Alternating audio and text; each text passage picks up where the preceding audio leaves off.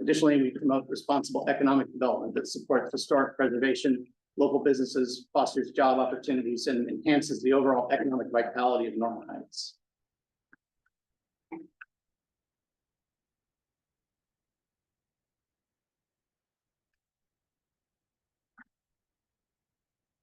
Today's today's session is being recorded in Zoom and will be posted on the website and YouTube afterwards. The chat entries are not considered official communications, even if to or from board members.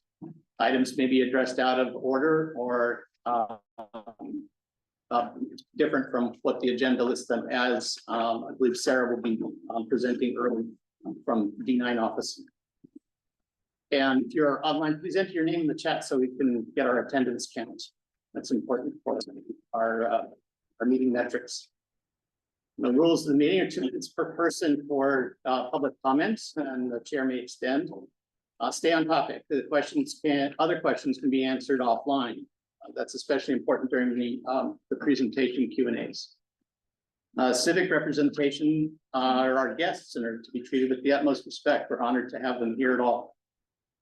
And try to be as factual as possible. Share the space, especially for new faces. There's be a few new faces here. Thank you. Anyone may attend and anyone may speak.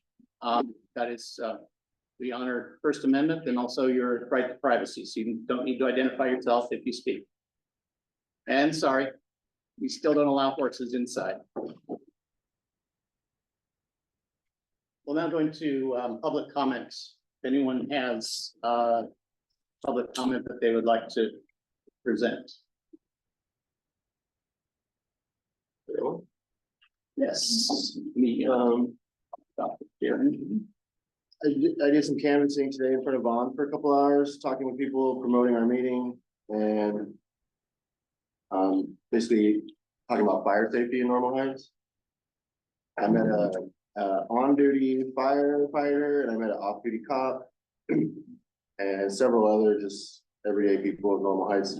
But there was one common theme that everyone's frustrated with, is that when they're reporting illegal camping in the canyons, that police and fire kind of hands are tied.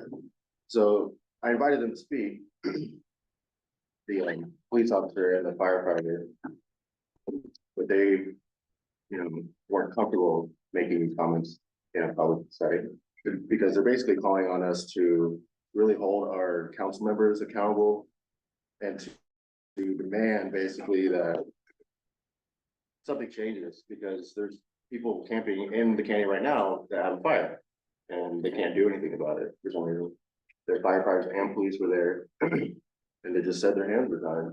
So okay. Thank you. Anyone else? Anyone on Zoom for public comment? Okay, and we're moving on to we need to seat our new board members. So at this point, Mark is now on the board and all the other seats are the same as before. So the next item is voting on board officers, and that starts with the chair. Let me pull up the presentation on that one.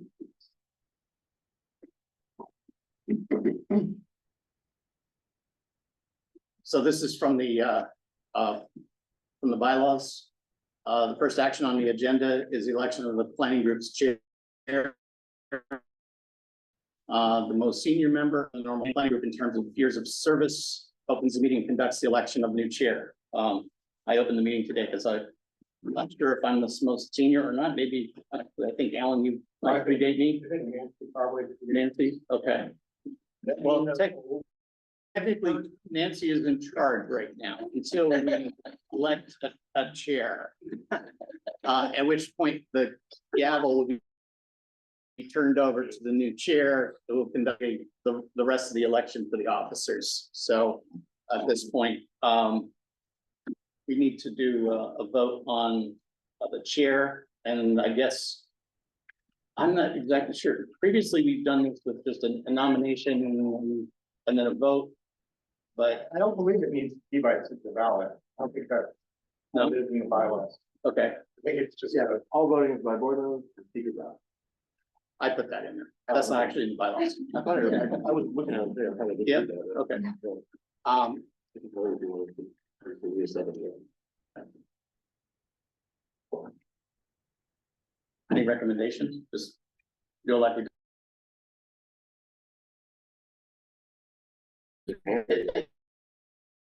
Oh. Anybody, is there any nomination for chair? Oh, are there any other second? Are there any other nominations? Then we take a vote. Show of hands. I'll abstain. Okay, yeah, that's 1, 2, 3, 4, 5, 6, 7, 8, 9. Oh, and we have one board member that is online.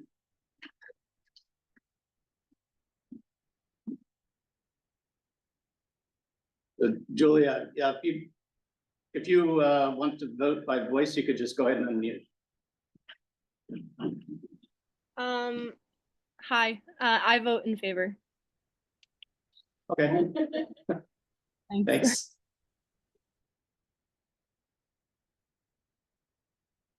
Then the next part is our election of officers. So we need to have a vice chair. Do we have a nomination?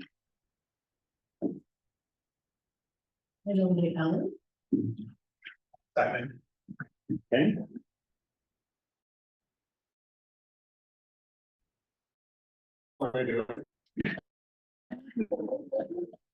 It's a really good opportunity. You have to do a whole lot, except when you do.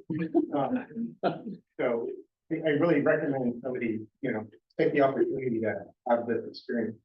Okay, Anybody? I think we're gonna have 2 other positions to fill as well. No. Okay. All right. Anyone? Please? You accept? I'll accept the nomination. Thank you. Show of hands. Like you got it. Next up is secretary. Do we have a nomination for secretary?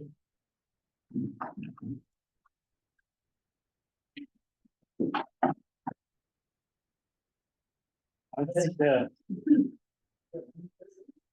you feel the heat coming down this side of the table?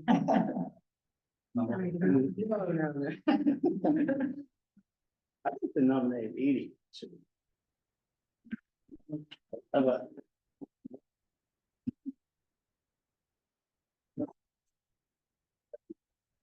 Okay. You got you got a lot on your plate. What about Julia? Good idea. Julia's in the oh, I see you have your hand up there. Excellent. Go ahead and unmute. Julia, would you accept the nomination? I put my hand up previously. I was trying to vote for a previous nomination, but I accept this nomination to be secretary. All right. And then we'll take that to a vote. Looks like unanimous in the room. And Julia, you can either abstain, deny, or also vote for yourself. I'll abstain, I guess.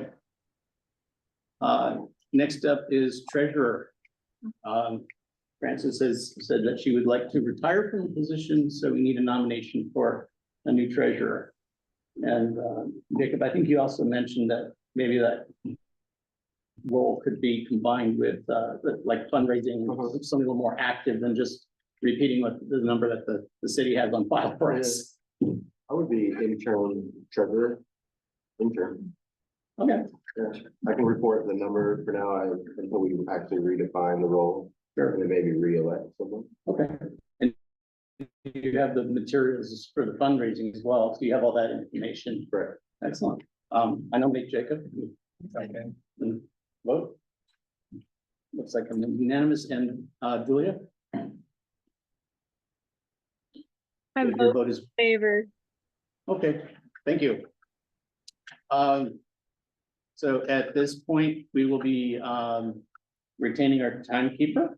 And want to continue parliamentarian as well? Okay, great. Next item, let me go back to the agenda.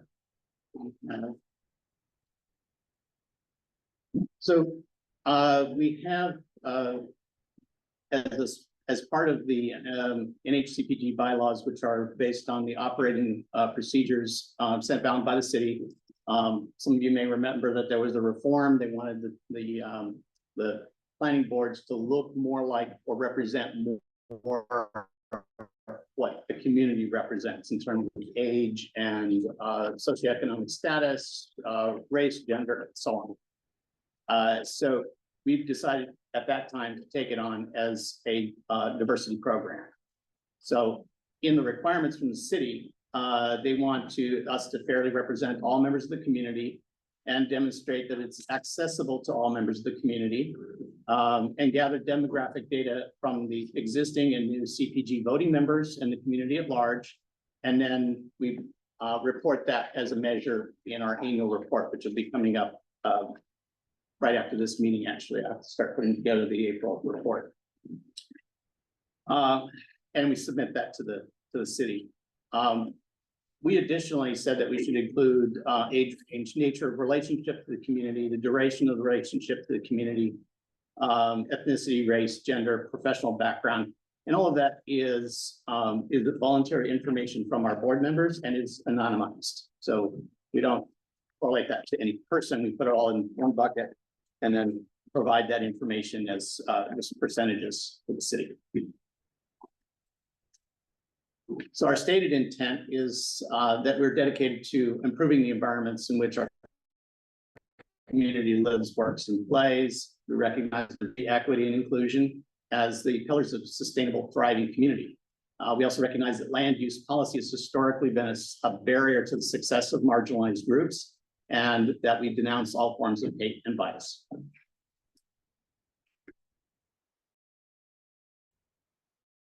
From that, we took having our board represent the community, and I know that board membership, one of our challenges is just getting a full board.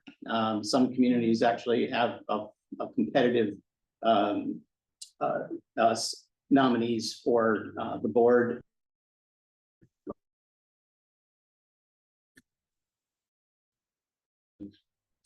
So I try to make it engaging and accessible to all of the community. Our recognition and engagement is through outreach to those communities as much. Make sure that we have equitable access to documents. The city does provide us translation services, so if anyone does not have English as a first language, please contact us, let us know, and we can have translation services here, and that also goes for hearing impaired. We also try to take direct action wherever possible. Everyone okay out there?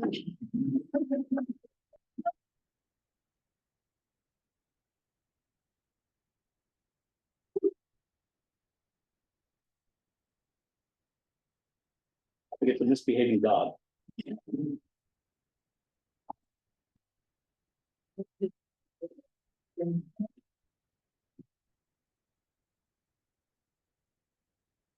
Oh, yeah. While we have the spring, Yeah. when do we need to do the annual? Marlon said it'll be coming Okay. soon. Some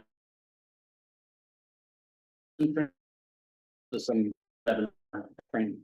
I think we have some new board members. So anyone who's, well, everyone needs to take the training. So whether you're new or you're elected, so that'll be perfect for it. Well, Because we do have some. AV maintenance, AV maintenance worker caught 2 kids tagging our building, and luckily Jenny's here, and we've been erasing 15, 20 tags a day. You get them? And yeah, yeah, they jumped up. Yeah.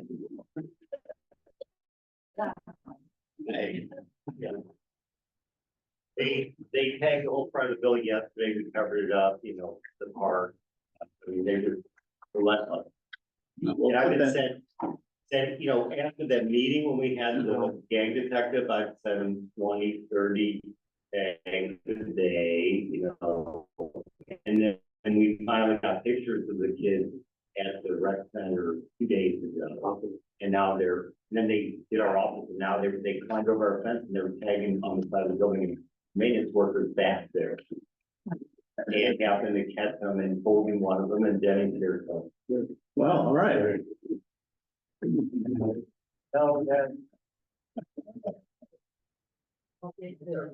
Community work. Next up is, before we go into presentations, I just want to check with Sarah, if you're online. Did you want to present now? Yes, I'm online. I really appreciate it. Okay, let me give you the spotlight. Oh, or if you're gonna have your camera on. Oh no, I'm not gonna have my camera on today. Sorry about that. Okay, then we're here, we're all listening. Go Yeah, well, thank you so much, Paul. It's nice to see everyone. I just have a few updates for you all. I'm so sorry I do have to leave for an appointment later. Basically, my first update is that the Ward Canyon storefront building is scheduled to be demolished this month in April. They already cleared all the permits last month, and they will begin construction this month. And then they said that they should have it completed by the end of May. So hopefully everything goes according to timeline. If there are any changes, I will keep you all posted. But if you have been to the park recently, you will see that it is fenced up.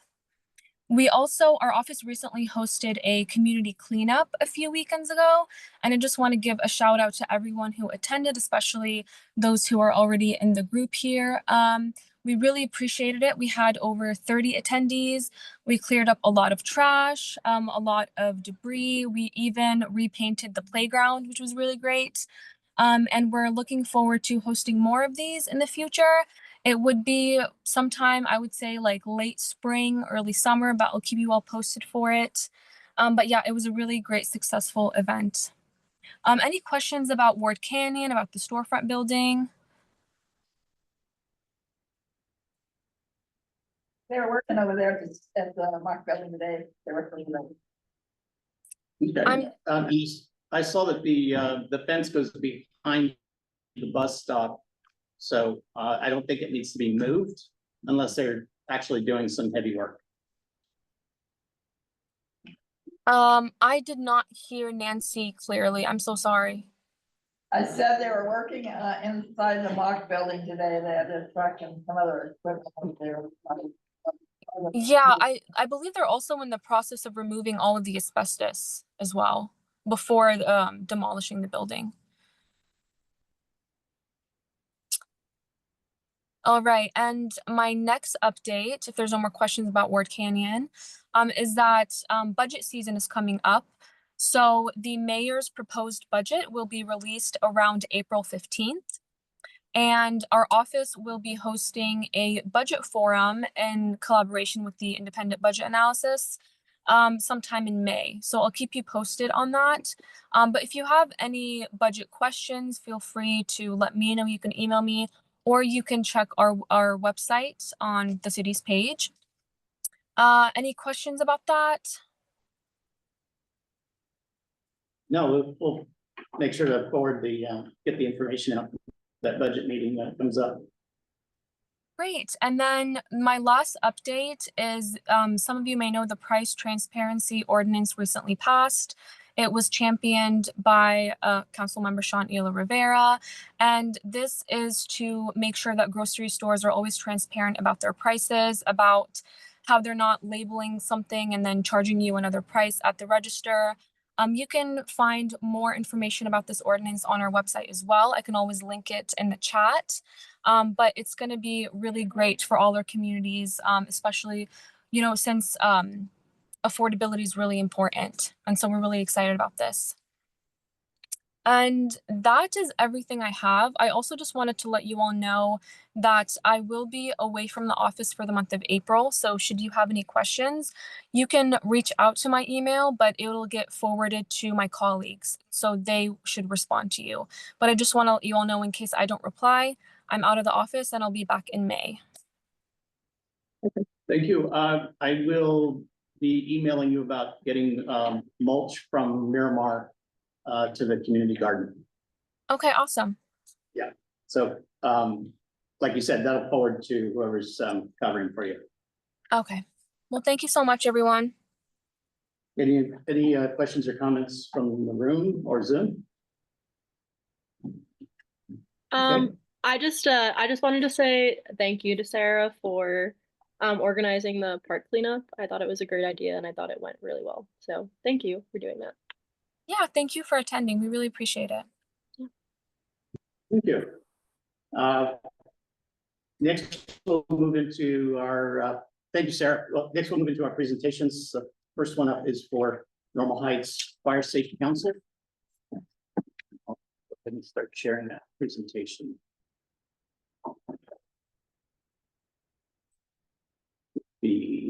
This one. Oh, okay. Sure. Okay. Well, good evening, everyone, those in the room and online. I'm Susan Rudling, I'm the chair of the newly formed Normal Heights Fire Safe Council, who was approved last month by the Fire Safe Council of the county, along with the logo, and I'll reveal that during the slideshow here. Okay, so that's the wrong one, so bring up the Normal Heights. Oh, this is for Kensington. You need this one.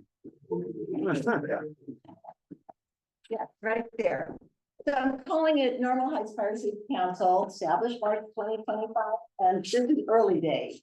So, you know, to do the 3 bullet points, I'm gonna give it my best, but we don't have a lot of history yet.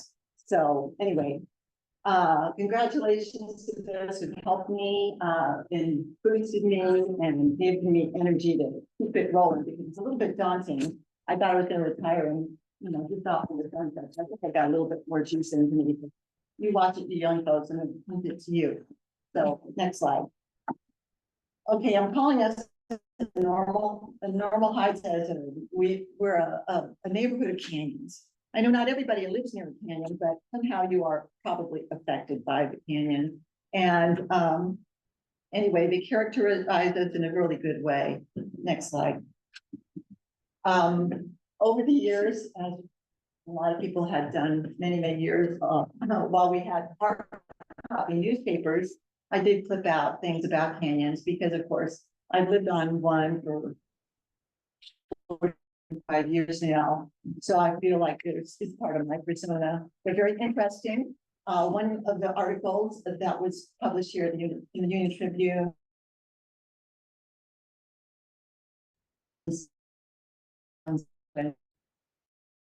compares to a set of human lungs. And the other one, now San Diego has canyons, all to do with the pluses of living in a canyon. And I think it, of course, gives the quality of the neighborhood life because of longevity of ownership and relative low density. Next slide. Okay, so how did I get going? I knew it was long overdue, and I had some informal friendly meetups, I would call them, the neighborhood, to see, just gauge some interest, see if there's anything out there that I can harness and manage into a fire safety council interest. And anyway, I reached out to neighbors, and we have a really good cohesive neighborhood. Our one block, I live in the so always up on health and safety of the neighborhood, and we keep track of various things, but always to do with a good neighborliness. And so I reached out with about 50+ hard copy invitations to come to my first official meetup for the Fire Safety Council, and we walked the neighborhood just along the rim and see if there was anybody who I could activate with this new effort. And I also invited, it's hard to see in these on this slide here because of I think the quality of the projector. Anyway, we invited engine number 18, that's our local fire station engine, happened to be a brand new truck.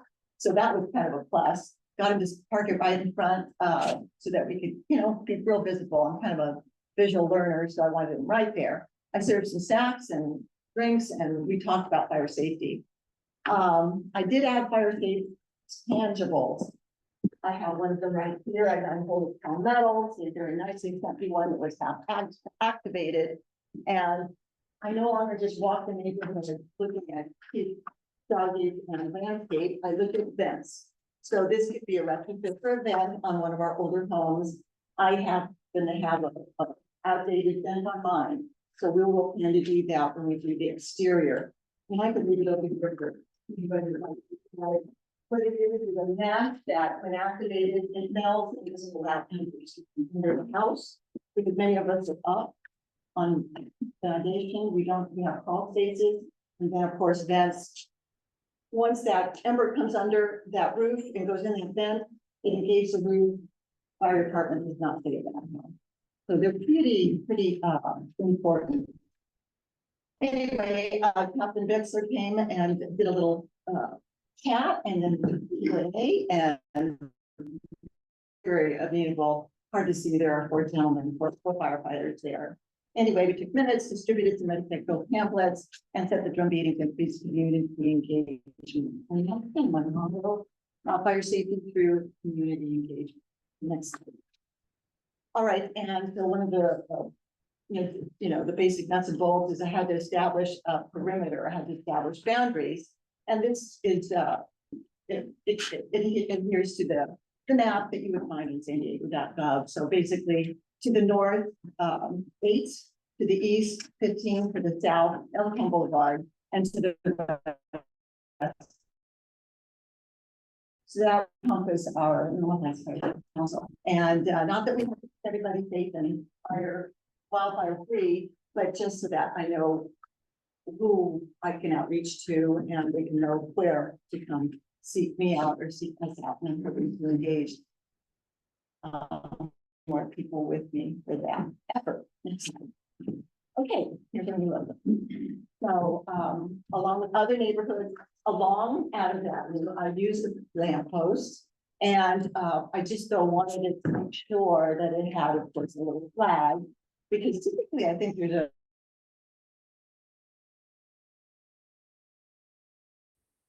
and they get changed. Anyway, I have an artist, Madison Stephen. I really don't know that for I don't know you're my artist. I don't know if Madison is online. I don't think she is. From the board? Yeah, the one on the board. Hi Madison, if you're online. Here we go. Anyway, so I had to do a vertical as well as horizontal version and a black and white, so that some news media would necessarily just be printing it in black and white. So that was important that it looked good, both with the color. These are required colors from the San Diego Fire Safety Council. And it was, of course, also approved in March. Next slide. All right, so what works? What did we learn? And who are we partnering with? Anyway, like I said, fire safety through community engagement. That I think is going to work, rather than just saying something like, okay, I'm only as safe as my neighbor is safe. That's a really good way to describe it. So I guess you offer options, and then maybe help others to also hard their homes and their landscaping, so engage kind of a way. Anyway, spark growth, and is going to be also a component, because I would like to align ourselves with what the efforts have been lately to align the bonus ADU permitting with the state code again. And I think that a lot of the bonus ADUs have been unnecessarily increased in abusive ways.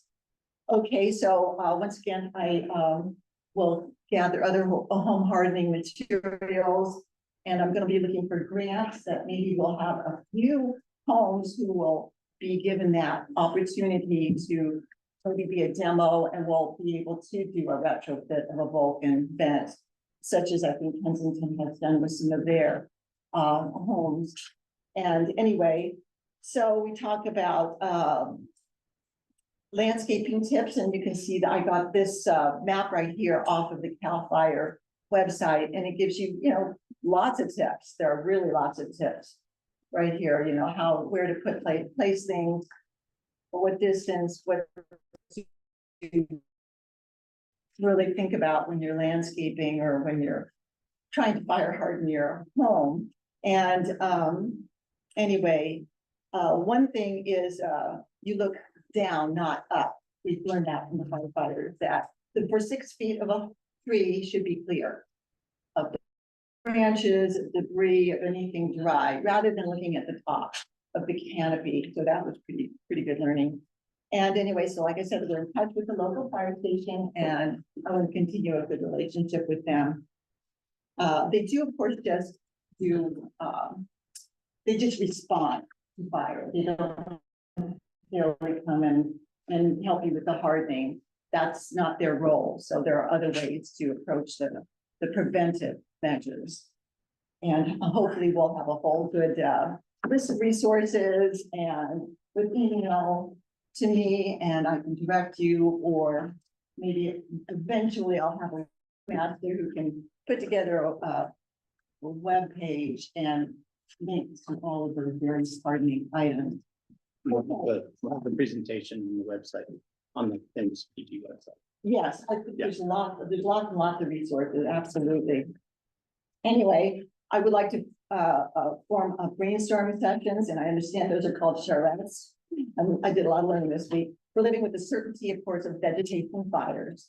And it is a certainty that we will be living and having to mitigate whatever we can, because there's no eliminating wildfires, especially in our canyons.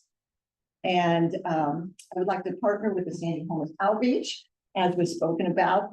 We know for a fact there are people in the canyon. We want them safe. We want all of us safe, at the bottom, at the top, and in between.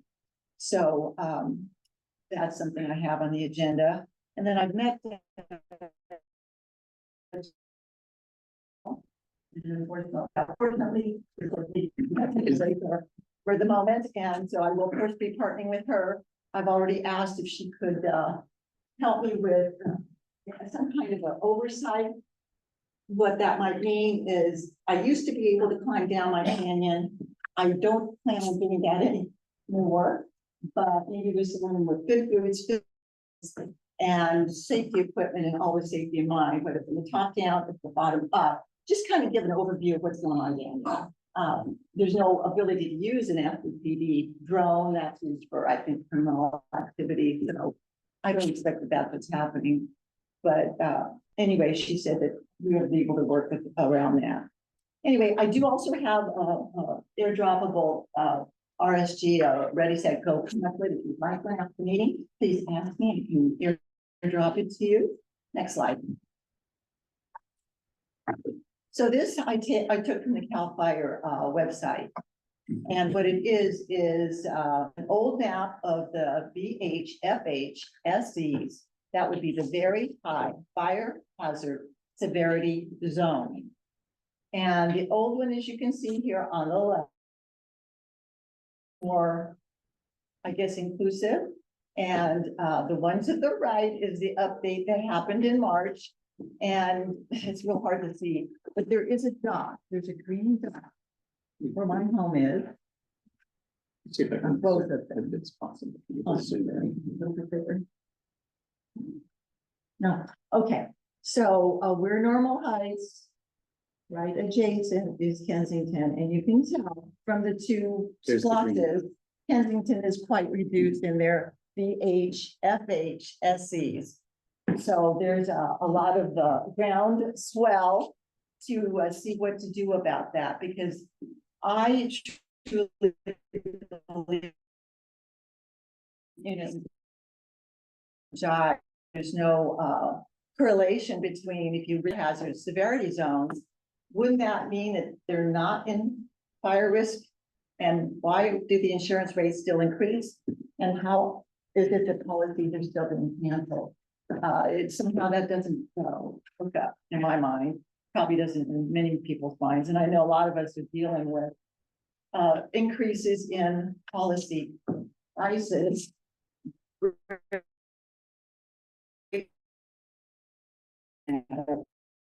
So that's something I've got on my radar. All right, the next slide, please. And as a little bit of a background, I and my family, my husband is right here, Bob. We were victims of the June 30th, 1985 Normal Heights fire. And I do mean victim as in just property damage. There were no lives lost. I don't think there was even a pet loss, but there was 65 that were lost. We lost our garage when a fire department doesn't rescue a detached garage. They don't rescue a home whose roof has been engaged. So sometimes that's why some of these were lost. But anyway, the UT did a list of a partial list of the homes that were damaged. And of course, I know for a fact that there was basically one ingress, one egress for evacuation from our area. And for some of these high density ADUs, the permits that are being granted for them, there is no requirement for off-street parking. So I think it's because I guess there's a mentality that we're trying to reduce the number of personal cars. Which if a bus line to transit line. Well, along our canyons, once again, if the car isn't near and there's a fire happening, what to do with that person?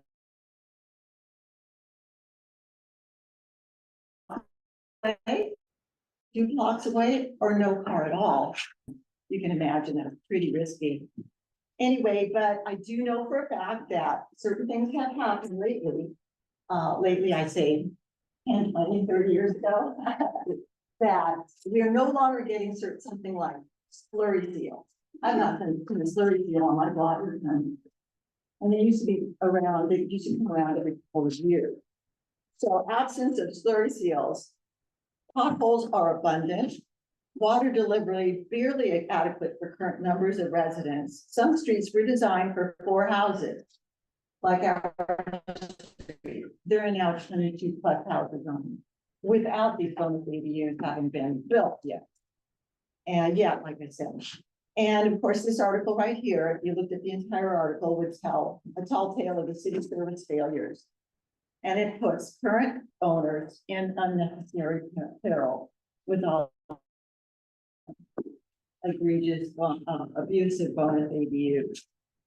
So living with this fire, uncertainty of wildfire, and ADU infill, we're going to need some creative thinking. So I'm hoping to engage in creative thinkers, such as, for instance, because those developers may not need to have no requirement of off-street parking, maybe something could be put in place in the permitting to add large tanks of water that have to be placed strategically. I spoke with Fire Chief Don Buds out in Lakeside, and as soon as I mentioned something like that, he just lit up. He said, would the tanks be at the top of the canyon or would they be at the bottom? And I thought, I've got an ear of a fire chief. So I was really excited about that. So I don't see why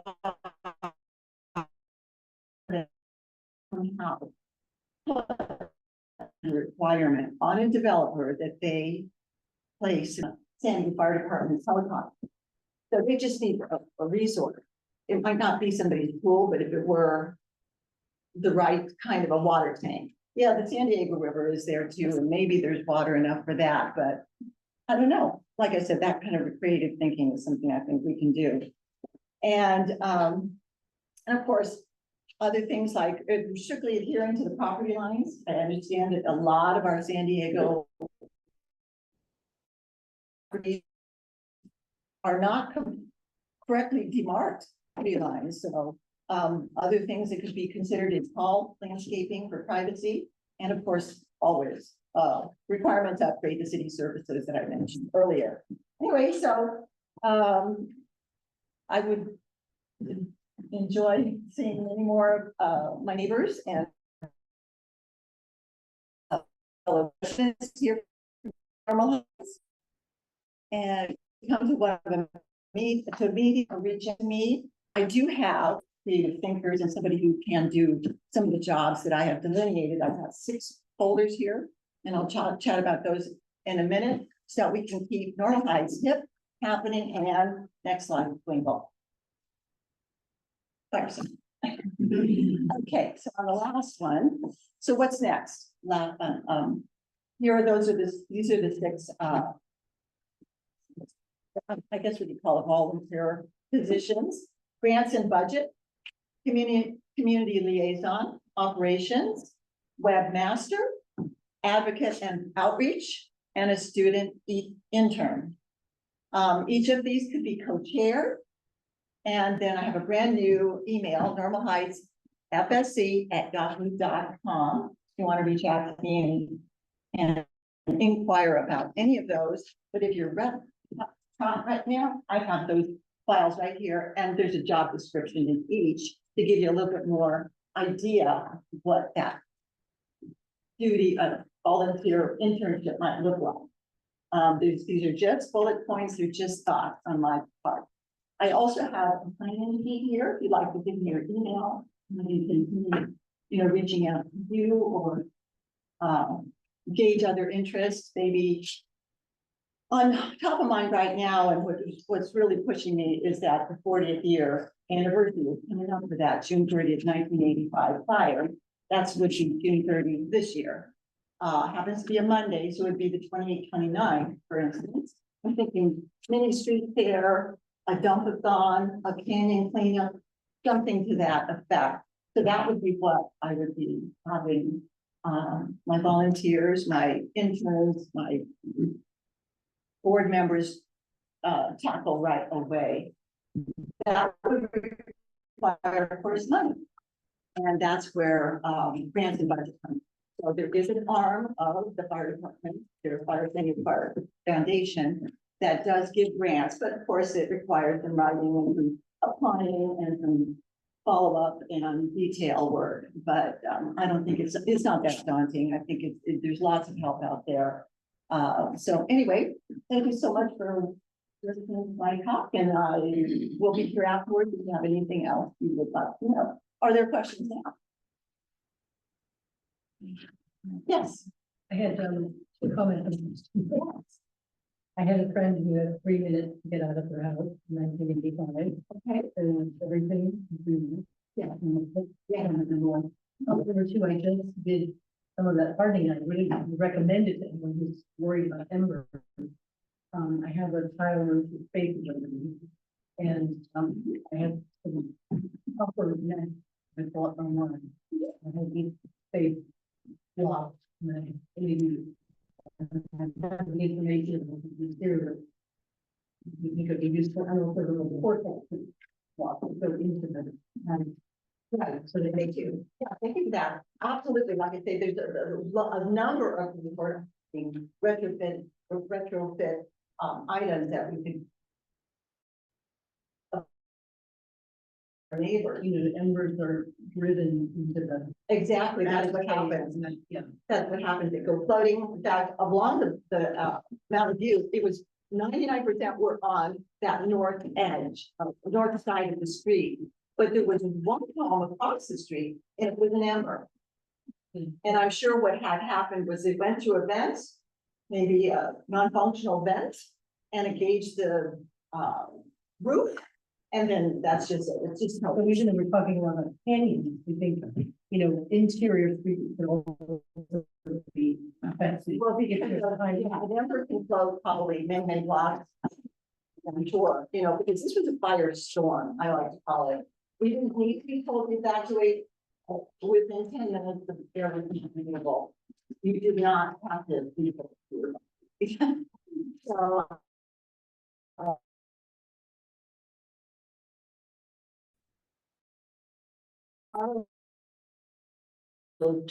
Off I went, but 3 minutes of everything, absolutely. Yeah, the last thing. Do you know anything about water pressure in Normal Heights? Traditionally been historically been very low, lower than it should be. Yeah, I think my husband actually that regard. Yeah, it's typically low, and if you see it more than one hydrant turned on, it just goes away. That was a big problem in '85. Yeah, exactly. There's just not enough water pressure there, the infrastructure is so poor, Nothing's been done. nothing's been done about it. I know. Nothing. along with the undergrounding of the wires, like the tower line. Okay, also, Captain Bixler did tell me, yes, the power lines are still overhead, and FYI, we don't drive under arcing and sparking power lines. So Granny, in her ADU, at the edge of the canyon without sprinklers, whose car is a block or two away. I'm sorry, that's a real tragic picture. So, once again, even Pete Butt said, go put Granny in an ADU without sprinklers. Yeah, no, that's a huge thing. On Gunfire Street, it was a trickle. I mean, people talk about, okay, so that sprinklers do work. So that's why I'm talking about tanks of water strategically placed where that would be. How that fleshes out, I don't know. I think 400 gallons is not much, but it's a start. It could put out a small vegetation fire, and that's the only time it would be used for vegetation. We would not use a tank of water and a helicopter for a home I fire. can also because they had 3 big tanks. They went through. Immediately, yeah, very quickly. Like I said, it's something, it's not everything. The other part of it is our responsibility, kind of a, we come together with our home hardening and then the city keeping up with the services. We always hope we find. I have Danielle on Zoom, has a question or comment.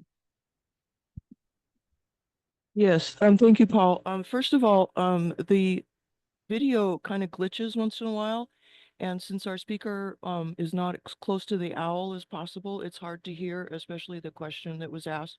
I heard something about water pressure, and I'd kind of like to follow up on that. And I'm glad Normal Heights is aware that the 40th anniversary is coming up this summer. My family experienced the Normal Heights fire when it happened, and just recently, because I'm now living in Talmadge these last 40 plus I'm years. sorry, did you lose everything? No, we were able to I think we evacuate. lost you. I don't think so. All my buttons are.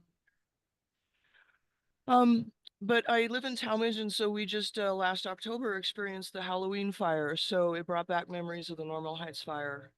My question is, now that you've established a relationship with the fire department there at number 18, could you please ask them how often they check the fire hydrants? How they report that data to the city to say that the water pressure is not good enough in Normal Heights? And could we please start a campaign to get our water pressure upgraded after 40 years of patiently waiting?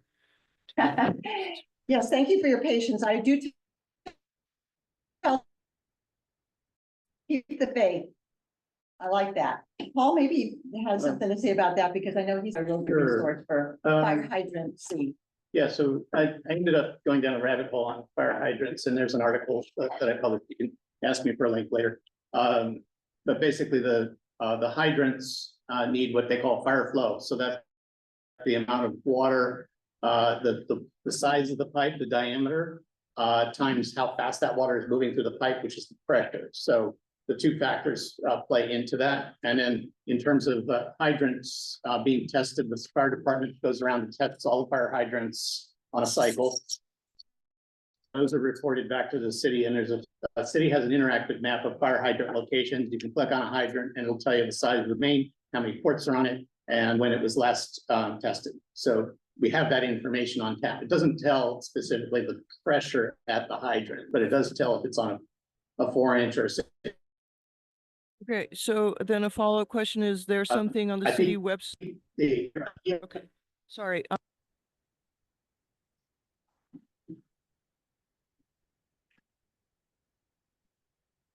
You're kind of cutting in and out in terms of the audio there. Sorry. Is there some? Put it in chat. Okay. Yeah, could you but put a for chat everybody, question? Sure. Does the audience see the chat? I've got the chat up, yes. Oh, you do. Thank you.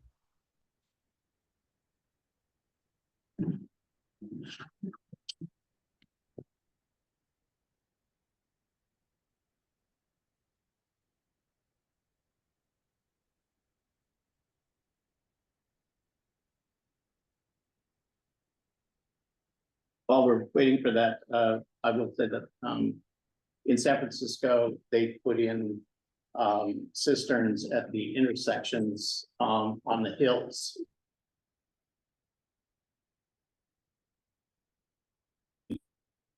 That's large cisterns after the 1906 earthquake, and they use that. And once again, that's for vegetation fires. They would not use them for dumping on home.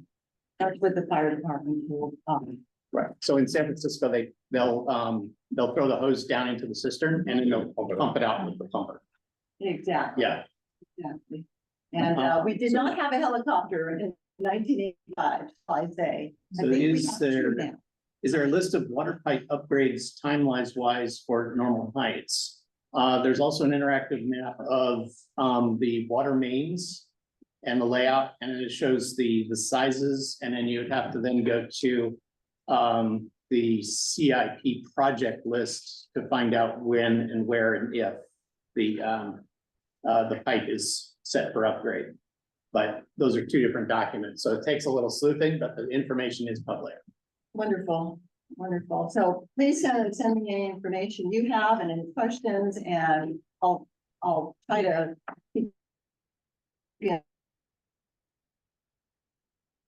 So are you guys gonna start a meeting, or are you gonna wait to fill the positions to start meeting? And No, where are you gonna absolutely not. meet? We're not gonna wait. June 30 is looming. So, Like your monthly meeting?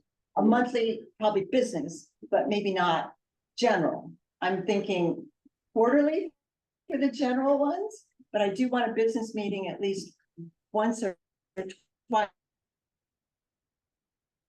And I want to do these because I do want something to happen for the June 30th time. And I mean, I don't know, sky's the limit. If we get the grant, if I get the city to chip in whatever, could be gloves and bags to pick up trash, something very simple, but at least something to come out, like I said, personal items, but there was no loss of life. It was a traumatic, and I'm very much PTSD about it. So if on a chill morning or evening, I step out of my home and I smell a little smoke, it could be from my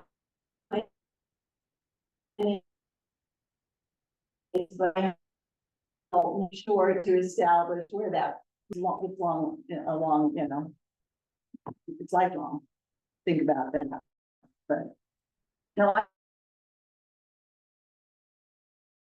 Other things, of course, will be tripped off once we get the grants in.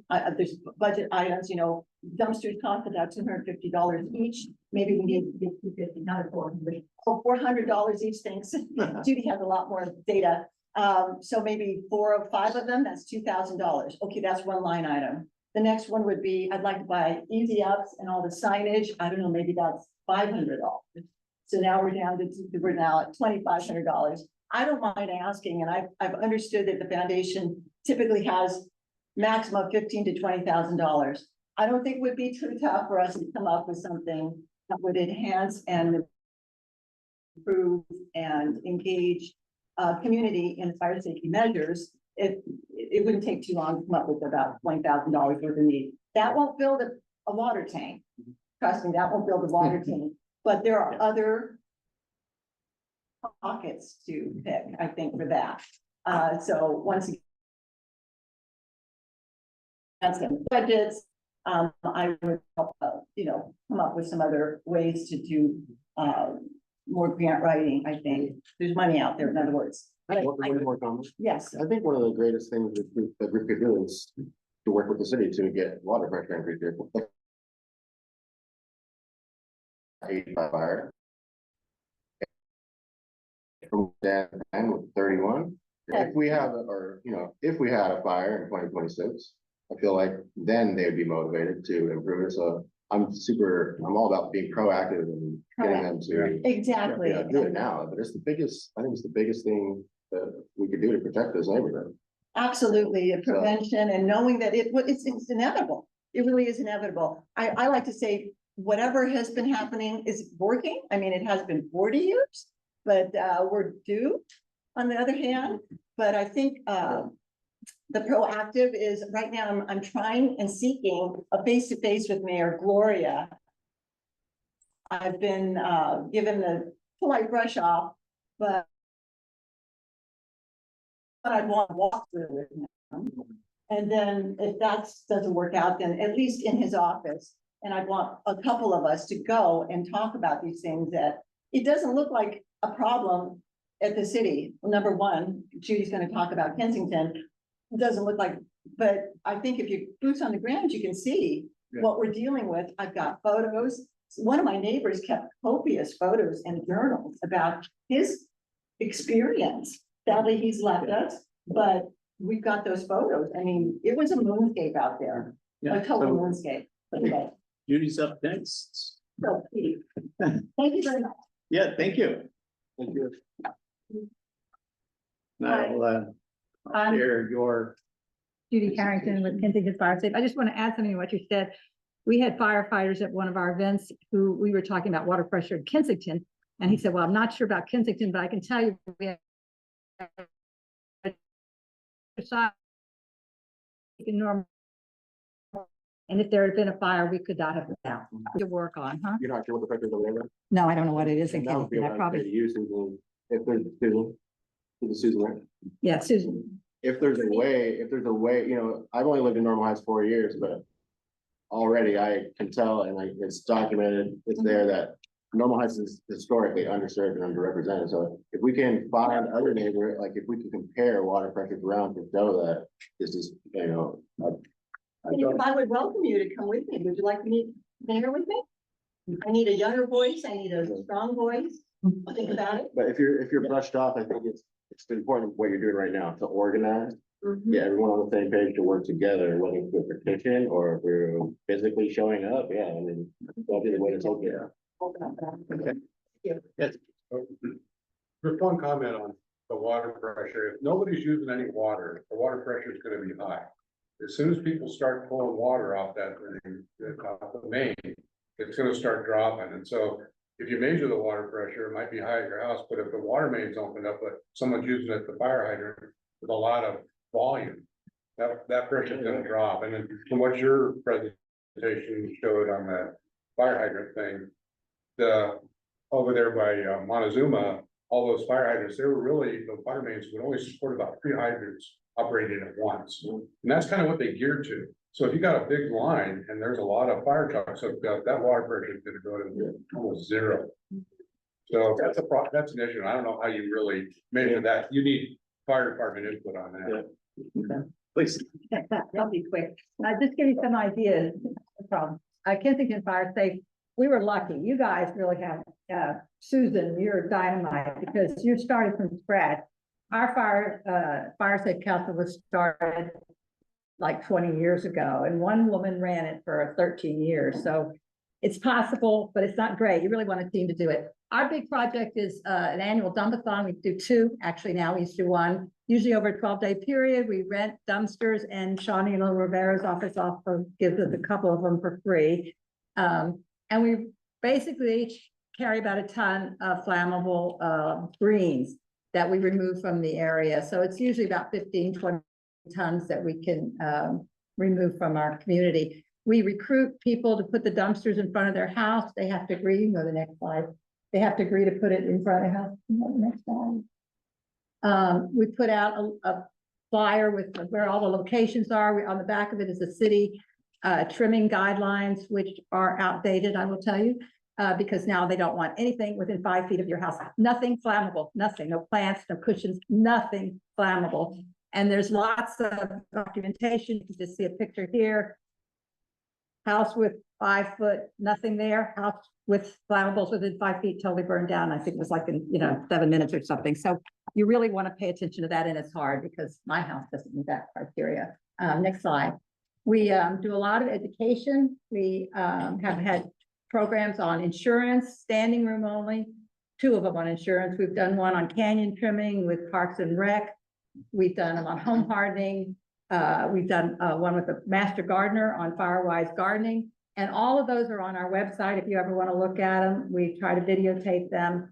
So you're welcome to go there and look at them. We put lots of education on Facebook and Nextdoor. You have a lot on Facebook too, don't you? Because I see your comments. I write a column for the Metro View paper, which is only distributed in Kensington, but we'd really like to start a paper that would go from Normal Heights all the way to Talmadge, because we're all only as safe as our neighbor community. So we'd really like to work together on getting more education out, because there's so much to be learned. Go to the next slide. This column, I've covered how do you find home hardening inspectors? Good luck. It's very hard, but I found about a new resource that she's going to share with us. That would be great. Why we should not be adding density to our canyon rim areas. Our big push there has been not to add them in the very high fire hazard severity zone that Susan talked about. We are furious. When I say we, I don't just mean Kensington, I mean many fire safety councils. They have reduced the high fire zones in San Diego by 30,000 acres, which is insane.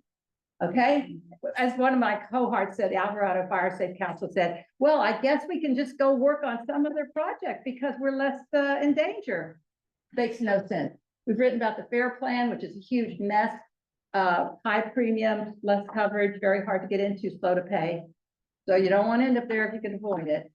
And then we had a presentation by Parks and Rec on what to do about our overgrown canyons. You can go to the next slide. We're trying to do a lot of advocacy, and Paul knows we've been working on this whole issue of the density and high fire zones. Thank you, Sandra, for getting us involved in that, because we have the same issue in our neck of the woods, but yours is more acute, I think. We want nurseries around here, Home Depot, Lowe's, to stop selling Mexican fan palms. They are the most invasive, flammable palm tree there is. We did get our local Home Depot to stop selling them. I suspect they just moved them to another Home Depot, but we would ask all of you, if you're in Home Depot or Lowe's or any of them, if you see a Mexican fan palm, please complain to the manager, because they have told us they would stop selling them. We want to see a certification program for home hardening and landscapers, so that when you want to hire a landscaper, you can find somebody who really knows what they're talking about. I spoke to one of the landscapers in my community who was putting wooden mulch right up next to the house. I said, you do know that you're not supposed to put anything flammable within 5 feet of the house? And he said, oh no, that's not right. I said, yes, it is. He said, no, I know about home hardening. I said, no, you don't. So no mulch within 5 feet of the house. And we've been working really hard, and wonderful people like Susan and all of you that are helping her to form more fire safe councils, because little old Kensington, I mean, come on, we're tiny. We really need to have a mid-city fire safe council, and that's our goal, is to work toward a broader coalition so we can fight these issues together, because we're little guys. Next slide. And to that end, we sponsored with Alvarado Estates Fire Safe Council, where the one house that was destroyed by the Montezuma fire is located, which is no longer in a high fire zone. Does that make any sense to anybody? Okay. Anyway, we had about 50 people. Well, it was about 40, 50 people. Yeah. Susan was there to help people figure out how to start a fire safe council. Next slide. And we've got, I think, 12 new ones that may be forming within the city of San Diego. So we're really excited about that. Every fire safe council has to write a community wildfire protection plan, and I hope you all will help Susan and whoever volunteers with her to do that. It's a little bit of a big project, but we are going to have a meeting to try to figure out how we can work together and make it less onerous for each fire safe council. We became a 501c3. It's not necessary. Many of them aren't, but we did that. We've been very successful at getting grants. The Fire Foundation, as Susan said, is willing to fund good projects. You just have to articulate it well and come up with a budget, and it's not complicated to do. We've been pretty successful getting some local residents to donate. We developed a website, firesafecouncil.org, kensingtonfiresafe.org, but we're hoping the Fire Safe Council of San Diego County will come up with a method so every fire safe council can have a little section of their website rather than all of us reinventing the wheel. That makes no sense. And we've got about 400 signed up on our MailChimp mailing list. I'm sorry to say, but it takes a fire to recruit. Really, there were only 3 of us until the Montezuma fire. Oh. And maybe 4, I should say. But once that fire occurred, because you could see the flame from Kensington, from East Kensington, people stepped up to the plate. And in our last meeting, I think we had 8 people. So, and these aren't just people like attending to learn. This is people, I'm gonna chair this committee, I'm gonna do this. So that's been great. And we decided no longer to ask people to be on our board because people thought a board was kind of intimidating. Now we just say council, next slide. So this is how we're organized. We have a very small board of directors. It's only 5 of us. The council is the big group, and it's mainly the chairs of the committees. We have a dumpathon committee, 3 people working very hard for our next dumpathon. Earth Day committee, I hope y'all will be at Earth Day in a couple of weeks. We just started a drone committee. A volunteer came forward to one of our members and said, our council members, and said, I have a drone. Let's, you know, it's like I have a plan. And I have a dream. And they're testing it this week to see if they can identify encampments along the canyons, because we've had a lot of them. I will say the most important thing about encampments, and we've been really working on this issue for a while, we've had a lot of meetings, is to go to the Mid-City Homeless Coalition meetings. Because the fire department comes, the police department comes, some of the homeless advocates come, a variety of people who come and worked on this issue for decades. I mean, I'm really new to this whole scene. You learn so much. B, you can walk right up to them and say, there's encampments right off of Ridgeway, right down to Fairmount. We see them cooking. Can you please come out? And they do. And I will tell you, since we've been reporting, because we have a teams now, they're not fire safe council people, just people who go down to do canyon cleaning. They identify where the encampment is, and they use a system, I can't remember what you call it, to identify exactly the coordinates, to figure out exactly where it is. Because Get It Done does not show exact locations in canyons. They can only do a residential address or a business address, but they do it with a GPS, and they can tell them exactly. Been very successful at moving encampments out. The problem is, of course, we move in, can't go to City Heights. We know now they are. I take that back. Officer Cummings, is he your community relations officer? Jenny. Oh, that's right, Jenny. Okay, well, Officer Cummings has just cited how many times he's been able to get people into shelters, and the PATH program has been very good at getting them into long-term housing. Unfortunately, the PATH program is probably going to lose most of its funding, as are the other homeless advocates, because a lot of their money comes from the feds. And as you know, federal funding is kaput. So we're very worried about that. If we have a homeless encampment problem now, I bet you within 6 or 8 months, it's going to triple. Because those people work very hard to get the homeless into long-term housing and keep them from re-entering the homeless world. So I'm not sure what we can do about that, but there is a flyer over there about demonstration. Just a little side comment. And we have a group that's starting to work on goats. You know, there are a couple of fire safe councils who have done clearing of excess greenery using goats. So I don't know, maybe it'll work. I'm willing to give it a try next one. We do some partnerships, as I said, other fire safe councils, Mid-City Homeless Coalition. I would encourage everyone to go to at least one. You just learn so much. And you meet so many dynamic people that are trying to make us all safer. Kensington Community Association has been very helpful with our presentation. San Diego Canyonlands. We've started a coalition with Canyonlands to work on that grove that caught fire during the Montezuma fire. And Canyonlands is going to help us. And we're talking again about forming a bigger coalition with fire safe councils and other groups to try to get that canyon from repopulating with Mexican fan house, which is, they're already growing back. They're very sturdy. And of course, city agencies can go to next. And so some of you may know, we sponsored a forum at Hoover High School about the Montezuma fire. It went very well. We had about, how many, 300 Zoom and present there with firefighters. This picture is a picture of the standing ovation the firefighters got after the Montezuma fire. And I don't think there was a dry eye in the house because it just went on and on. But anyway, we got 85 questions from people. We got to 5 of them. So we're trying to answer them in this column, which only goes a little old Kensington. We would really like to start a community newspaper if we could find somebody willing to edit it. And not me. Next slide.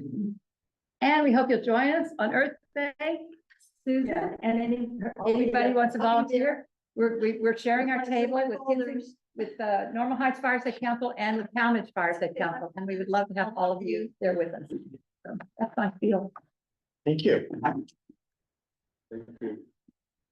We'll take a quick round of questions. Yeah. I know we probably covered a lot in the previous presentation. So there's a lot of overlap tonight going on a theme. Are you with do you do the house inspections? Me? Oh, Yeah. it's like, are you talking At the home hardening? I'm putting on an event with a company, I'm a real estate agent, I'm putting on a whole workshop with a company that specializes in hardscaping and home inspection and they work Okay. on all levels. And when is that? May. In May? Yeah, Okay. so it'll be an in-person one in May, and then depending on the response, we're gonna do a couple of virtual ones. Will depend, the location will kind of depend on how big it is. Right now, it's planned like it's more like 30 to 40 people. Okay, well, please bring a flyer at our next meeting. This will be beginning. I'm certified in disaster preparedness, so we don't lose anything. Everything checklists and all that. Excellent, thank you. Do we have any, Danielle, please. Real quick, thank you, Paul. Judy mentioned the Mid-City Homeless Coalition. When and where do they meet? I will send that information to Paul. It's the second Monday of the month, second Tuesday, on Tuesday. City Fire Department. But I'll send the information to Paul and to Sheriff. Yeah, we can get that out. Thank you. Yeah. Looks like Fatima's joined us. So Fatima, are you on a tight schedule? Hi, sir. Are you asking me? Yes, I was wondering if you're on a tight schedule because we just finished one of the presentations and we're going to do another presentation, but if you would. I can give present my report right now if you'd like. There's still a question on Zoom. Yeah, why don't we do that? We'll go ahead and take a break and then we'll come back for the third presentation. There's still a question on Zoom. Oh. Is there another question on Zoom related to the presentation? Yeah, if I could, and I apologize if this was talked about. The Zoom this evening has been very in and out, or my internet has been bad. I'm not sure.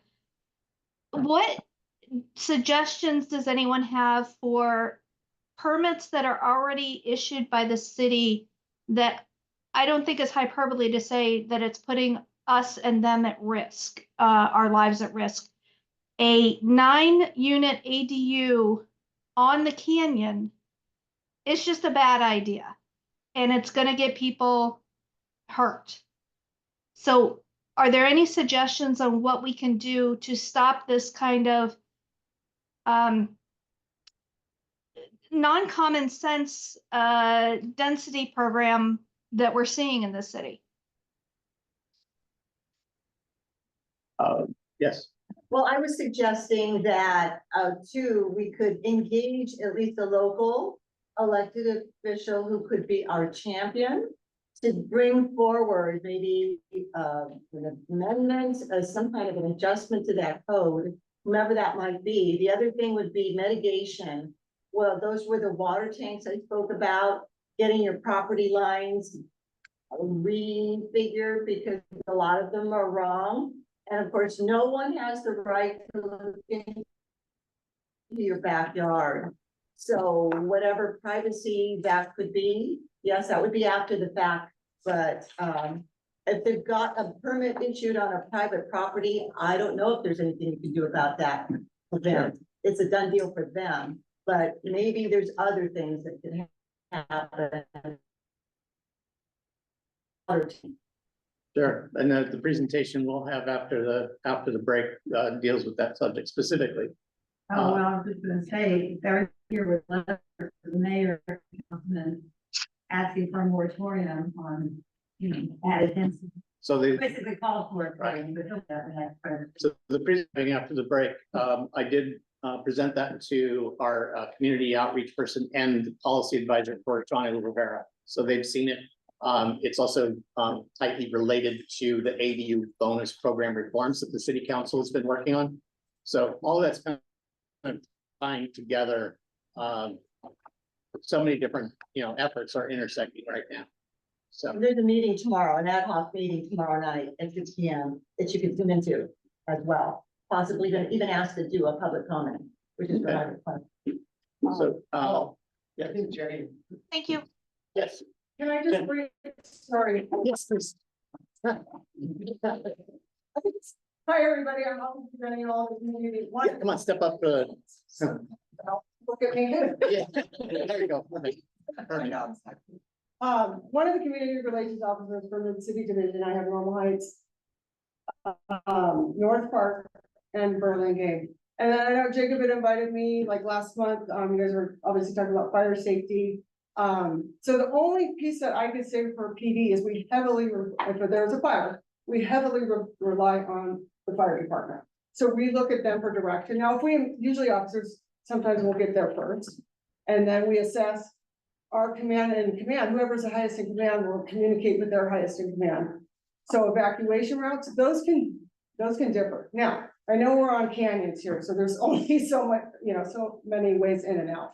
So, we rely on the fire department to tell us where they want to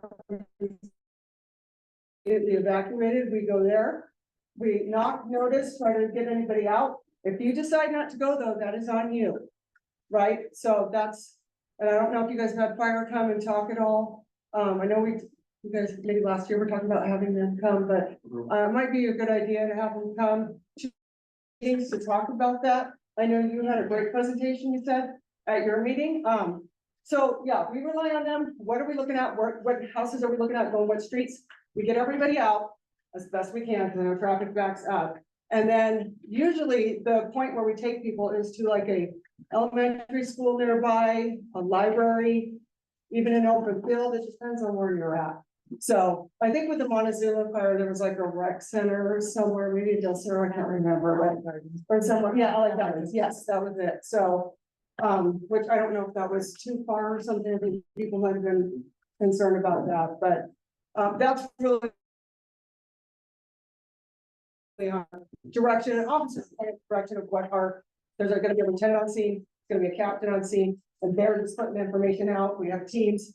We're over here, everybody gets assigned a different spot. So it's a lot of chaos. So as you guys know, and if anybody was in that, the Montezuma one, that was really chaotic. So that's really what our role is. The reason I had asked you to come is because when I talked to firefighters, I said, well, we rely on police. Well, Yeah. Yes. But I'm curious, do neighborhoods have designated areas or is it's gonna happen on the fly during an emergency? Oh, I guess we'll make this place. There is an app. I don't know. Did they talk about We it? really have- Yes. Okay. Bring up the Genesis There's a app. Genesis I app. I haven't tried it messed out. with it much. It was not Not user friendly. Okay. Okay. Yeah, I looked at it a little bit and I was like, oh, okay, but yeah, that kind of gives you an idea of like, I was playing around with it, of like what the population is, how many people and streets and things. But yeah, it just depends on the situation because it could be coming from this direction. So we got to move everybody that way. So there's nothing set in stone as far as I know. Yeah. Yeah. So. We have another one. It's called Watch. Oh, watch duty. Watch duty. I believe they use Genesis, Okay. but it's pretty useful. I think Okay. apps are great, but It tells you where they are. Yeah, when they start. Okay, Keeps you up. great, yeah, Yeah. thank you for the update. Yeah. Sorry. Yeah. Yeah. And thank you for taking for the bill thing. Okay, I think at this point we'll move on to Fatima's report from the mayor's office. thank you for And, being here. Hi, everyone. Sorry, I'm not sure if you can hear me. I have yes, we can, and I've got your report printed out for folks here in the room. It's a 2-page deal. So to make up for time, I'd like you to focus on the streamlined and the trash recycling services, because the other items are more citywide. Okay, perfect. So you said the streamline the Caltrans and trash services, right? If I heard correctly. Sorry, it's cutting off a little bit. Yes, homeless and trash. Okay, perfect. Got it. I'll go ahead. It's still cutting a little bit. I hope you guys can all hear me. I'm so sorry. I can't be there in person. I'm at another meeting right now as well. But just wanted to talk about it. The mayor is sponsoring Catherine Blakespeare's bill to essentially streamline Caltrans encampments. As we've known, it's been not only a Normal Heights issue, but citywide issue where we're having challenges abating encampments that are found on state property. To give you a little bit idea of what that means, typically freeways, highways, and freeway on-ramps tend to be state property. They do have a few other lingering portions throughout the city where essentially the city can't go on there and abate a location because of there's certain liabilities and reasons why we can't do that. So essentially what we're trying to do with the state and Caltrans is streamline their process so that it comes down from their typical 2 to 6 week abatement process and essentially cut that time in half. And then also allow city agencies like ourselves and PD, specifically our neighborhood policing division, be able to work with Caltrans on enforcement since they don't have an enforcement entity, and then have Caltrans do the abatement process. And also working with other organizations to do outreach and other such things as that. But essentially that's what the bill is in a little synopsis. It's still it's currently in Sacramento right now, trying to go through the legislative process. We're hopeful that it will pass, and we want to see more improvements on that, and that would allow city to also do abatement on state property and just see an overall better look to the city of San Diego and make sure that our folks are getting the resources they need and that our spaces are staying clean and maintained. So if you have any more questions on that, always happy to answer more of those. And then also on Measure B, we're still doing the community engagement portion of that. There are our last few meetings. I know they're listed on the email that I sent over to Paul. So if you want to engage on the Measure B proposed trash fees, please do so on those last few meetings. After that, essentially, we'll be going to City Council for review. A little snippet is that you will be receiving a pamphlet in your mail if you are one of those residences that will be paying for trash fees. If you don't agree with the proposed trash fees, you can go ahead and return that mailer back to the city. And if the city receives more than 50% of those mailers back, then we have to go ahead and re-review the proposed trash fees.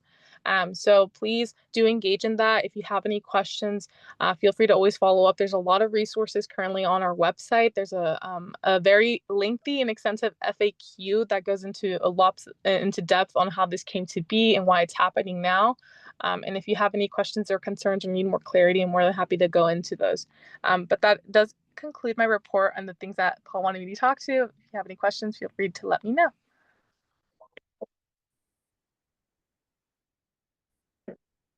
Thank you. Francis has a question. I just wondered if you could mention when the remaining meetings are regarding the trash fee. When and where? Yes, let me go ahead and pull up those dates. I believe there's 4 more left. There's one tonight that you probably already missed it. So the next one is April 4th, this upcoming Friday. It's going to be a virtual meeting, both in English and Spanish, 9 to 11 a.m. And then the following one in person is going to be Monday, April 7th at the San Diego College of Continuing Education at 5:30 p.m. And then the last one is going to be Tuesday, April 8th at the North University Community Library at 5:30 p.m. And all of those dates are also available on their website if you want to go ahead and take a look at any other events following that. Okay, and we have those dates on the printout here in the room, and your contact information is at the bottom of that page too. So if there's any. Perfect. Thank you, Paul. Okay, thank you.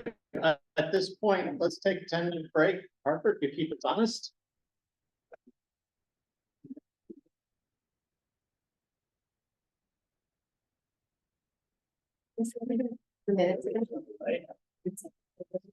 Oh, you don't deserve that. Right.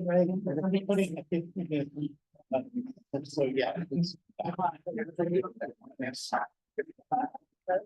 So maybe 3 months. Yeah. That's gonna look bad.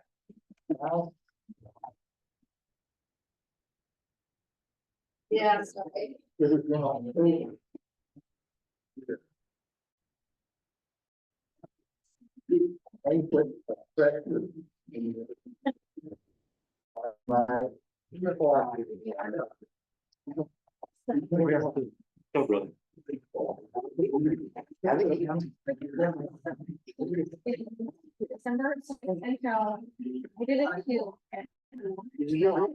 Oh, okay.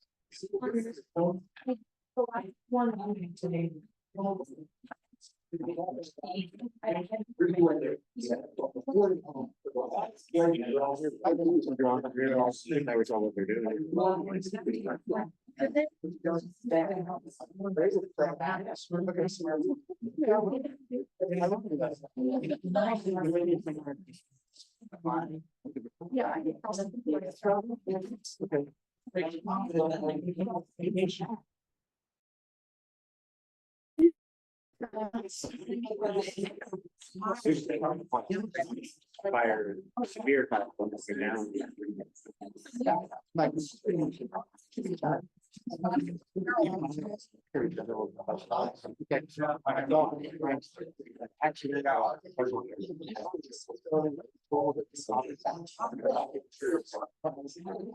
They really told me.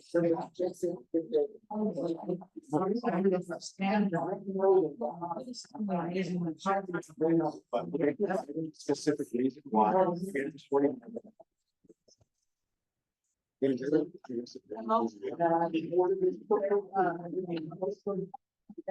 I'm shopping around.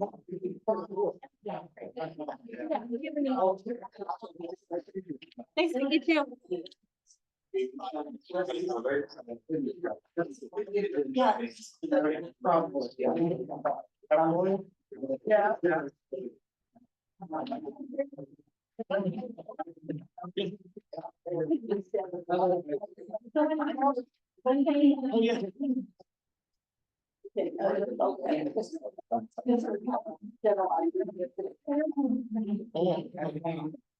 Ultimately, that space was supposed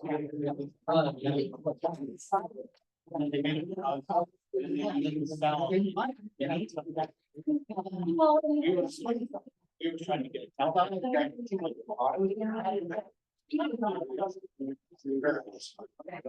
you were going.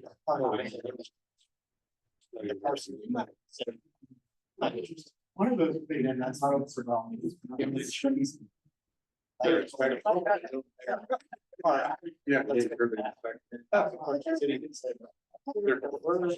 Process. Hiring some consultants to add about it. Treated by the.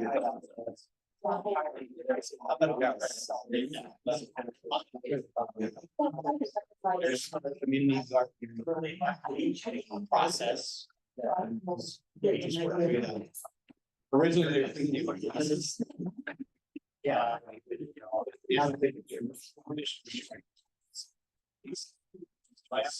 So more like use this piece of. That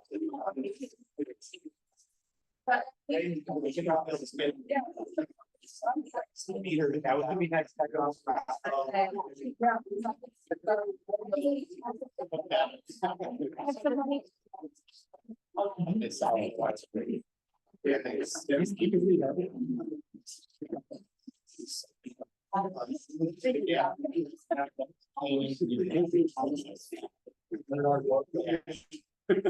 The other round. Yeah.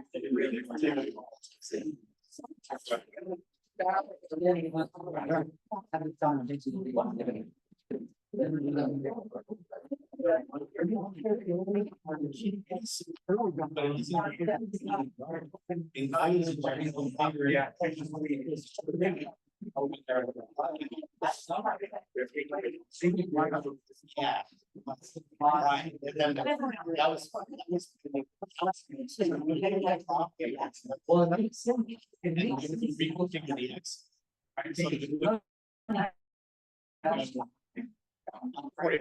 That was. But is it, let's like the intersection.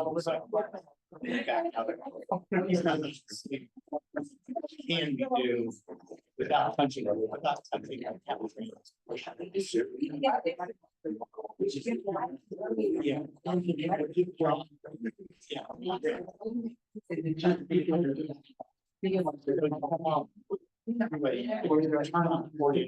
All their signal.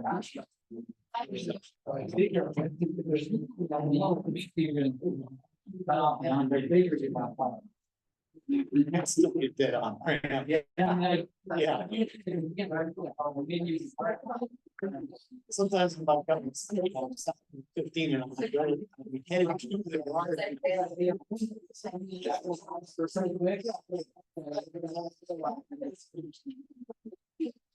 So they're gonna play really actually depends on the community garden.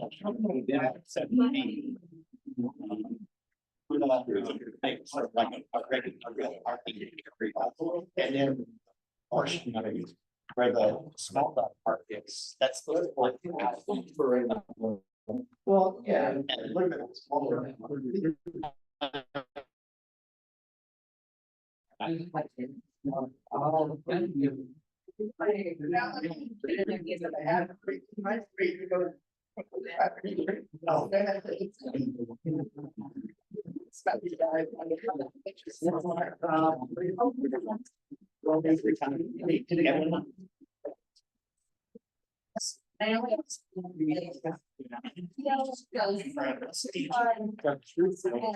Because when they finish,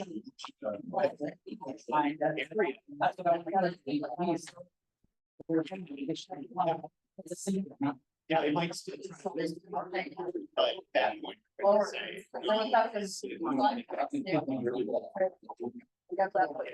it's just too easy to trust me on freeway. It's just easier. And I'm like, just turn it off and use it.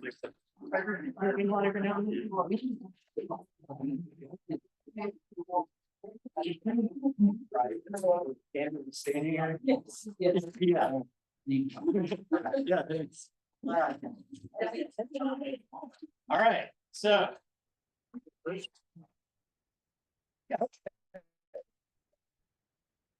And we're back. Let's see. Next up. Gonna be this one here.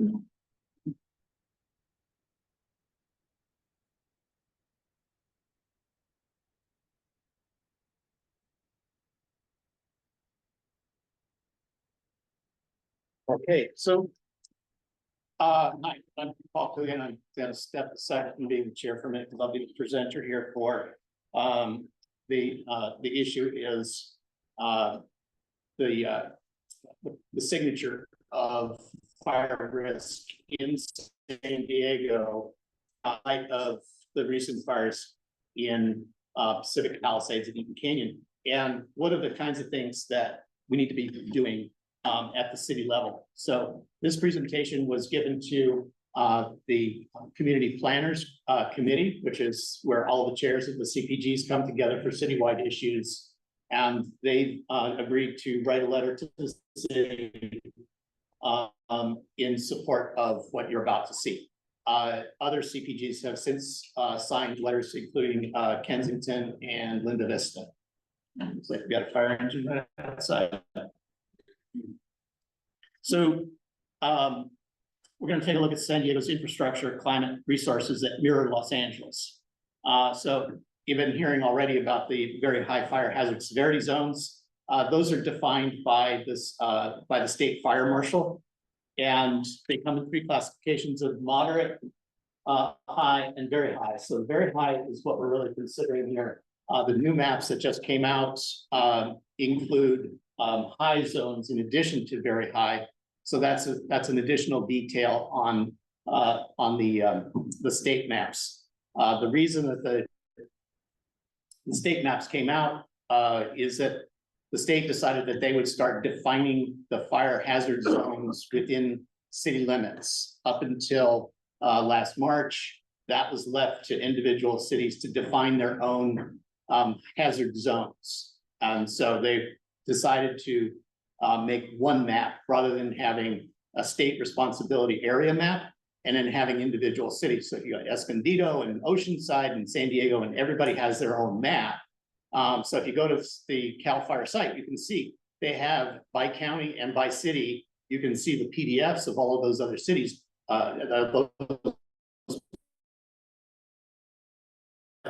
Not every city has an interactive GIS map that you can drill down and see whether your property is in or out of the area. So the state decided to create one map for all of California. From that base map, cities may expand but not subtract from that map. So a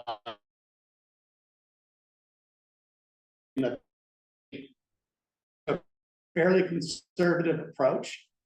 There is the new maps, what their methodology was behind that. So they tended to exclude urban areas from that map. So that accounts for some of the reduction of designation of very high fire hazard zones within San Diego. The expectation would be that cities would then expand on that minimum base map. So our risk profile, it mirrors that of Los Angeles in terms of climate. We have the same Santa Ana winds. We have aging water delivery infrastructure, limited evacuation routes, dense urban areas, and we also have a lot of resource constraints in terms of aerial support that gets grounded during high winds, and having budget concerns for the fire department. So in the very high fire hazard zones that are defined here, this is the state map showing where the Palisades and Eaton fires are. You can see that we have roughly the same amount of area that is in the fire hazard zone. The difference is that in Los Angeles, hills or moving up into the mountain ranges, where in San Diego, it's in canyons. So when our fires start, they run up the canyon to urban areas, as opposed to the Palisades or Eaton fires, where those started uphill and were driven down into the urban area by wind. Paul, is that the city or county you did? Because I mean, we obviously have foothills. That was, I'm gonna go back and So this is showing, city of San Diego. Got it. Yeah. Uh,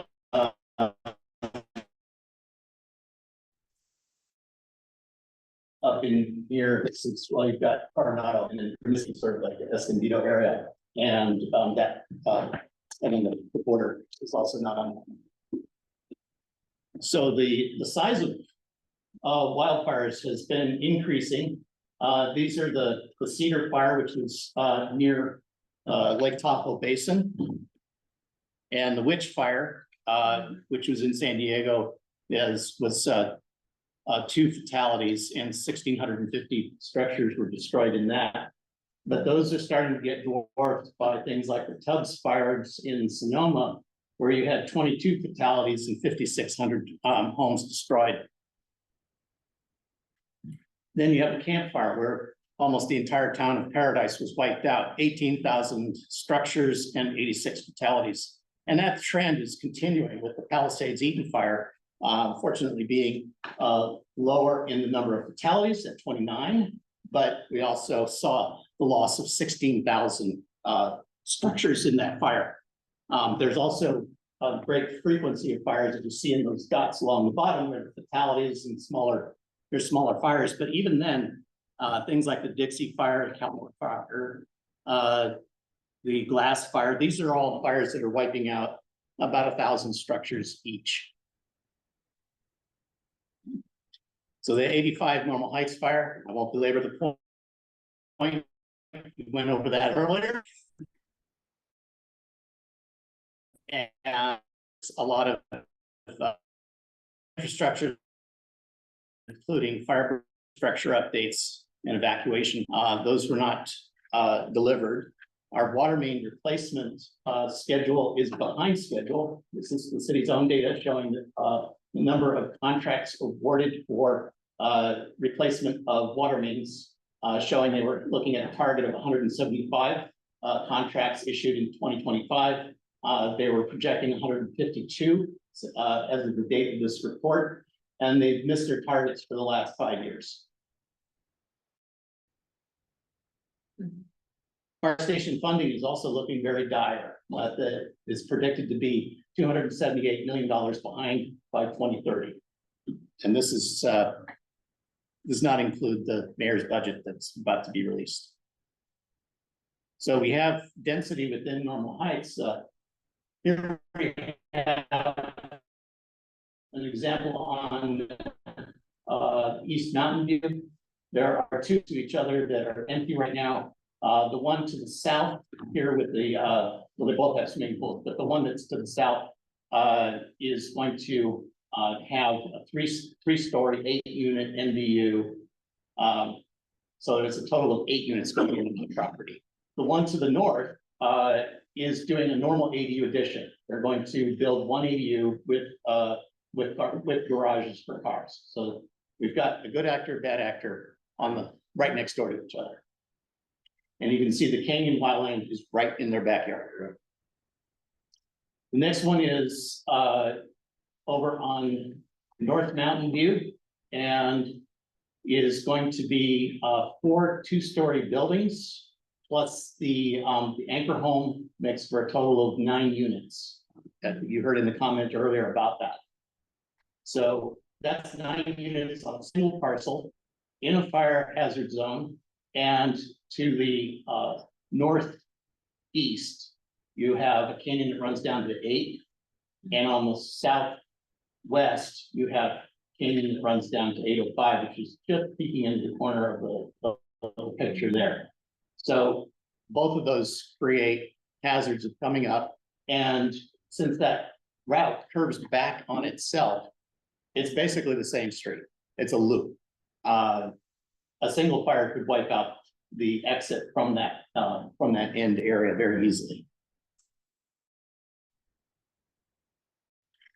So the whole defense for building in high fire hazard zones is using Chapter 7A materials. Those are designed to have a better hardening. A lot of the homes that actually have survived recent fires, both in Paradise and in Eaton Canyon, those were homes that were built after 2009 and they were built to 7A standards and usually had some sort of home hardening or fire break around it. So that's being used as a defense for building in these very high fire hazard zones. Now, all of our allow building in the hazard zones. The affordable homes density program, 100% affordable, the ADU bonus program, complete community housing solutions, and then SB 9 lot splitting allows it, but it does have a lot of contingencies, like you have to have defensible space and vegetation management and streets that are large enough to handle large equipment. So SB 9 is actually probably setting a good standard here in terms of dealing with what needs to be done for new construction in these high fire hazard zones. There are limitations with the fire hazard zones. It's into resisting be fireproof, of course, but the ratings are 10 minutes for exterior walls, 8 minutes for exterior windows, and horizontal projections like eaves are 10 minutes. So if the fire is lasting longer than that, like you've got the neighbor's garage is on fire, the neighbor's house is on fire, or the main house next to an ADU is on fire, you're probably going to exceed those ratings. It only applies to roofing for homes built after 2005, and then it was rolled out for all construction and all methods after 2008. In these older neighborhoods, obviously, there are very few homes after 2008. Chapter 7A also requires a means of egress for evacuation, but only from the house. So as soon as you're in the yard, 7A no longer applies, because it is a building code, not a city code. So when it comes to evacuation, it's always the best course. If you hear the word to move, go, go. And if you smell smoke, go. And if your neighbor's having a barbecue, go. Yeah. As we saw in the Palisades fire, routes out might be gridlocked. So that means you're probably going to have to start walking, and then not everybody can walk or roll. So that is a danger. And the police may not be available. Fire, where they were directing traffic and I got a call for an active shooter and they had to leave, because that came first. Pole mounted utilities we mentioned earlier, they could also block evacuation routes. And there's also a problem with people who do not have access to cars. We get a lot of tourists who come here, they rely on ride sharing, Uber, bicycles. And then we have homeless people who don't have cars, or maybe they live out in the canyon, and we need to notify them and get them out. These are lives at stake. There are some communities that are being built as shelter-in-place communities, and that is, of course, the last resort. They're not intended to be shelter-in-place all the time. It's just those communities. I think there's one up near Escondido. They're built from the ground up with wide streets, vegetation management. They have sprinklers in the homes. They have extra insulation on the outside of the homes. They're hardened, but it has to be an entire community. It can't be just onesie-twosies. So this is the ask that was put to the CPC and also to the two other CPGs, recognizing that wildfires are an immediate threat. We have evidence from the Palisades and Eaton fires that demonstrates risk that matches the signature of risk in San Diego, and the current fire infrastructure in San Diego cannot mitigate the risk as it currently stands. So the request to the city is to place an emergency moratorium on all infill construction projects in very high fire hazard severity zone within the city of San Diego that more than double the density until comprehensive risk assessment and mitigations are completed. Now, this is a very important point, is that more than double. So we saw that there was an ADU build. They had a main home, putting an ADU in the backyard, put a JADU inside the home as well. And that's a state law. And so we're not asking for any changes to state law. What we're asking is to modify the current ADU bonus program and other programs that are increasing the density beyond the doubling. So when we get to 3x, 8x, 17x, we even have 49 times the density being built. Those are the kinds are things that we need to pause and inspect and really take a comprehensive risk assessment. Do we have the right evacuation route? Do we have the right funding? Does the fire department sign off on this? So that's, that is the ask. And the CPC, Linda Vista, and Kensington all signed on to this. So at this point, that's, if you have any questions, I'll go ahead and build. Are you asking for a moratorium on permits, or if something hasn't been built yet, if they have their permit with the fire? I don't believe it would be possible to apply to any permit that's been issued. And there has been some question at city council about permits that are, at what point would you put a hold on it? Because they're starting to look at the ADU bonus program for large lots. And the question that was posed was, at what point do we pause them? If they submitted the paperwork, if they've been approved, obviously not after permit issuance, but at what point are you going to tell them, hey, wait a minute, we need to take a look, because pausing a construction that's already in progress is very expensive. So as far as I'm concerned, new permits, just we have new applications to say, hey, wait a minute, we can finish processing the existing ADUs that are in the pipeline without too much damage. But if we keep going this route, that's where the problem occurs. But if they have completed the application, does that give them rights to go in? If the application has been deemed complete, I believe that's the marker that converts it, and then they have to pay their fees for issuance. So they would have a certain period of time before the permit expires for non-payment. Any other questions, comments? Yes.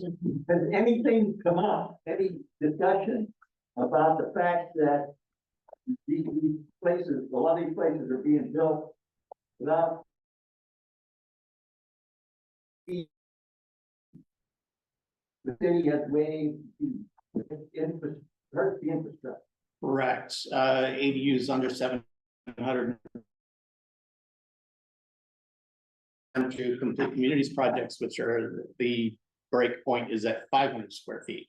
So you get actually get a better deal creating 9 ADUs than you would if you created a 9-unit apartment building. The programs don't align, but that's out of scope for fire safety. I think that's more of a budgeting question and program reform. But we've been talking about the infrastructure, the water, the streets, so on and so forth. It does feed into it. Does, the diff fees do feed into fire station funding. So to your point, yes. I have to take you with me to meet with Rivera soon. Oh, yeah. Yes. The mayor's office last week signaled some change on diff fees. There was some, he was contemplating a few different changes, and one of the things we mentioned was collecting fees. Anyone else see that article? No. Nothing seen that. And when we had Sean here last time, I remember he told us, not to worry about these waived fees because we'll get them elsewhere. And if that's the truth, that's fine. And where is it? Where is it? And why is our infrastructure so lax? Yes. Letter, is it something that has been sent? When you did our group funding on to this letter? The letter that was in the attachment, Yeah. that's the letter that was sent by the CPC. Yeah. Yeah. Are you looking for a motion for That's next up on the agenda. Okay, Paul, then I'll Paul, go wait for with some this. Zoom questions. There are some Zoom questions. Yes. Oh, please. So I guess I'll go first. Go ahead. I just want to make sure that everybody is aware, when I spoke about the 9 ADUs on the canyon, I actually wasn't speaking about the one at 3227. I was speaking about the one at 3378, which is literally on the canyon. literally where the 85 fire went. And this city thought, let's give them 9 ADUs on the canyon. They are going to get people killed.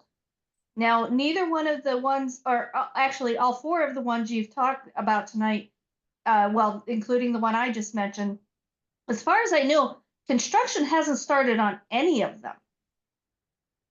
That's So correct. I think they should fall into a different category of, before we put people at risk, let's evaluate this. Because it's not just putting the people who were going to live in those 9 ADUs at risk.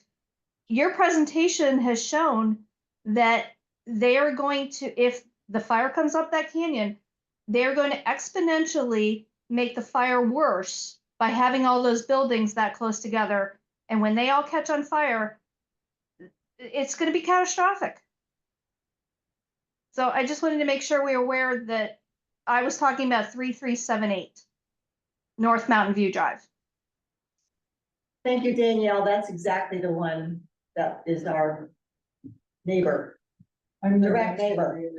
And Okay. Sandy here abuts that property. Oh, So- I'm so sorry. That's just horrible. I Yeah. know, because I think we all know that the best fire hardening is distant. Absolutely.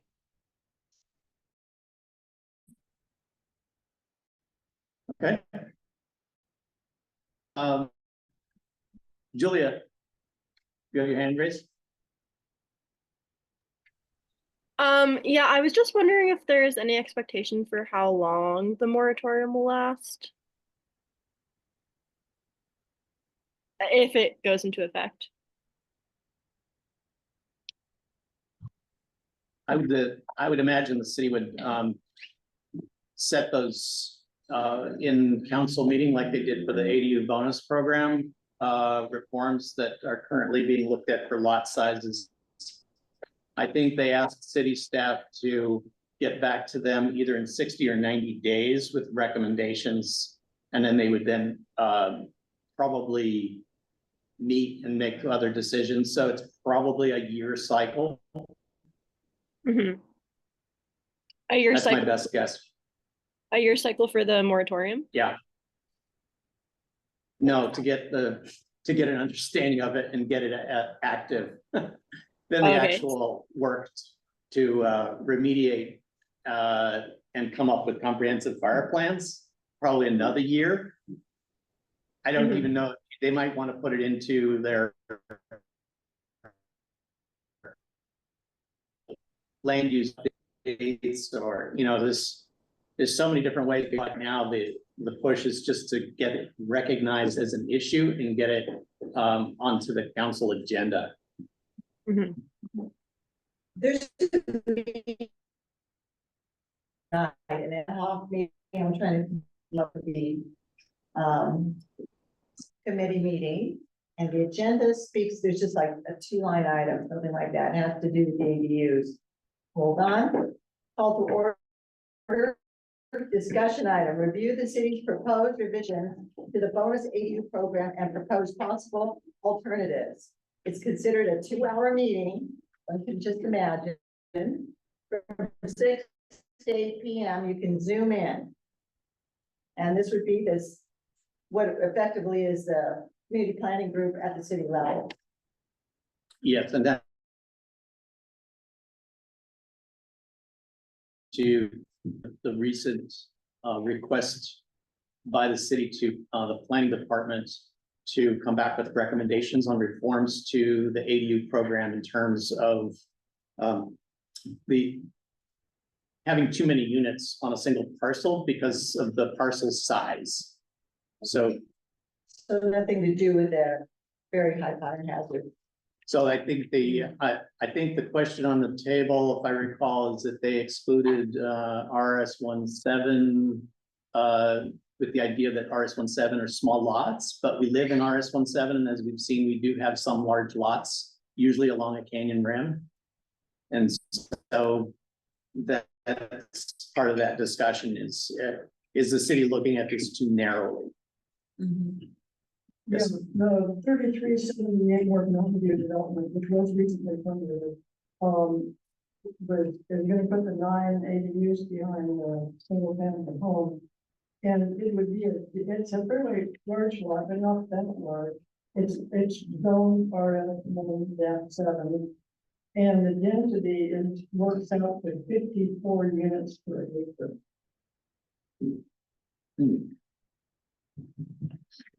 54 units per acre. Most of the lot goes down again. No. That one was Just building. Oh. 6 floors. Interesting. Wow. They couldn't possibly have an acre there. Well, no, That's that's the the density. It's a density. Danielle, you have your hand raised? Yes, I do. Hopefully you can hear me. Right now is a really good time to make sure that the Mid-City Community Plan update has a whole section on fire and evacuations and all of the things you just talked about with too many units on the canyon rims, because all of Mid-City has canyons and rims. And besides Normal Heights and Kental, Eastern area and City Heights are looking at the same issues. I also know that the college area's plan update is a little closer to completion than Mid-Cities, and the college area community has really advocated for including updates to fire response times, evacuation routes, all of that stuff that the city Development Services Department did not want to include in a community plan update. Thank you. Okay, thank you. I think at this point, we should move on to our action items. First one is, shall the board send the summary of findings on mobility safety in Normal Heights letter as written? And there was a PDF attachment. I have a late entry to that, the request to add to the narrative, the comments. It was about drunk driver hitting a car in our neighborhood. Yes. Are we? I mean, Yeah, this is the next item on the agenda. I have a comment. Okay. I have several issues pertaining to our process and the formal communication we're voting on tonight to send to the city on this. I know that everyone on the board has good intentions and they're committed to improving the quality of life in Normal Heights. And I know that there are members of the board who are passionately traffic safety and mobility advocates. And I respect their position, their right to advocate for their position. And I know that some people on the board are passionate about getting more Normal Heights residents. The traffic mobility issue is a good way to mobilize interest in our group. But we've erred in some basic ways, and I want to keep us from erring further.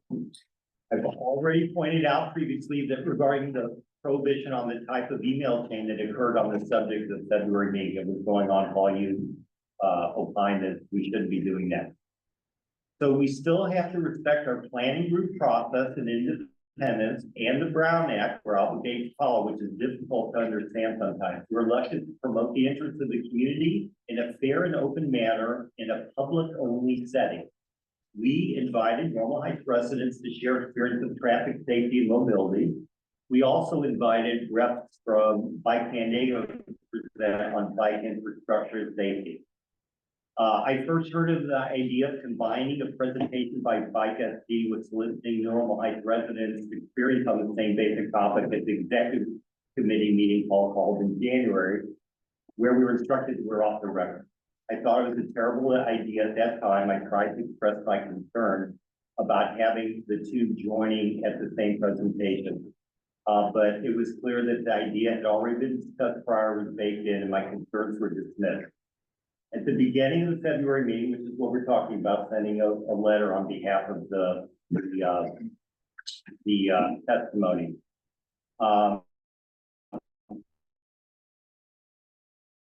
This turned out, I asked how they heard the meeting, how many folks were Normal Heights residents. I was trying to ascertain who were residents of our community and who came as supporters of Bike SD outside of Normal Heights to lobby organizations to support their agenda. Because I thought it was important to differentiate between the two.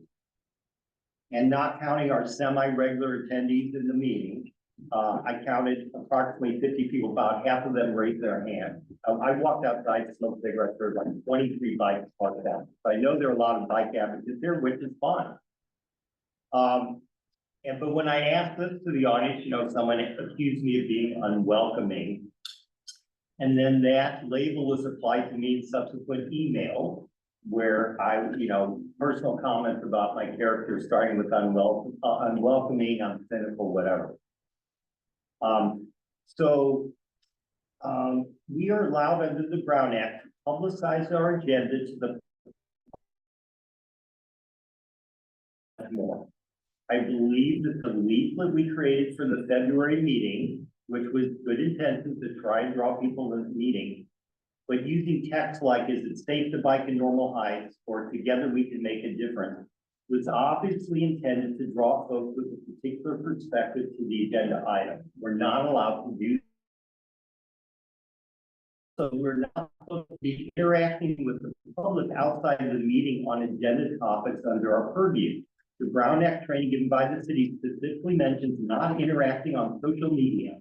Yet we put out a survey on Nextdoor again in the hopes of drumming up interest in the meeting and solicited people's opinions on the subject, again with an opening line: is it safe to bike in normal heights? And Jake, who was the author, followed off with, he had had too many near misses and he's asking what others had observed. And then Jake responded to each of the comments. So again, it's the same as being on Instagram. We're not supposed to be interacting with the public outside of our general meeting. All those communications only happen inside the meeting. That's what the Brown Act says. It's hard to understand, but that's really what it says. And we were, that's what the city training's been saying ever since Facebook came on. So, and we're from our secretary. And the first thing in the February comments, Jake is quoted in the minutes is making a motion. Oh no, the first thing you're quoted in the minutes, Jake, is to I'm sorry, I lost my train of thought. The first person to speak at the February meeting, as reported in the minutes, was Jake, who offered up a summary of the Nextdoor polling with the conclusion that the general consensus was bike lanes, but then turned into an argument about parking. I reviewed the 30+ comments on the Nextdoor post, and only one person out of those 31 mentioned preferring bike lanes in the context if they could design them without removing parking. And I'm not sure why it was reported to us that the general consensus was bike lanes, but only one comment on the Nextdoor poll, which we shouldn't have been doing anyway, had to do with bike lanes. Jake also pointed out later in the meeting, was quoted again, second time you spoke, that we should, which is what got us here tonight. You made a motion that we should have a summary of what was said in the meeting and send it to public officials, basically what you said. Way on to the agenda tonight.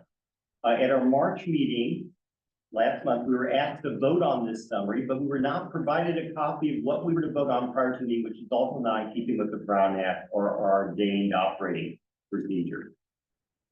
When I reviewed the summary, I found that it was quite an elaborate statement, something that could have easily been written by Circulate San Diego or Bike SD, as it follows their public talking points. The summary as written is also, I find, biased and inaccurate in certain respects.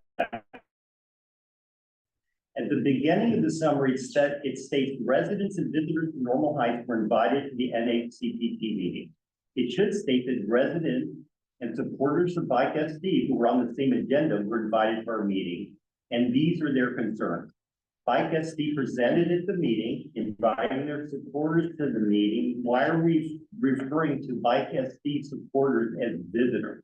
I don't think it's very clear about what was going on, and it's really part of my concern.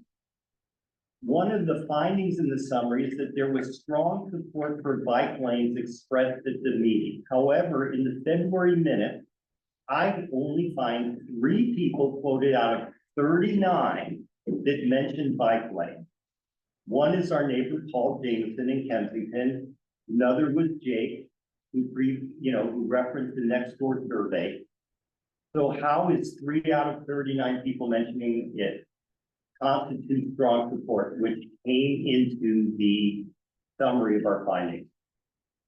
However, in the Bike San Diego presentation later in the meeting, there was strong advocacy for bike lanes and a complete street model on Adams Avenue that would eliminate parking in favor of bike lanes, as the illustration shown by Amar from Bike ST illustrated. Amar asked the NHCPC for support of a complete street model on Adams Avenue in the future. And I think exact summary of findings and directions for public officials seem to do. Without naming a complete streets model, that is what our summary findings would say.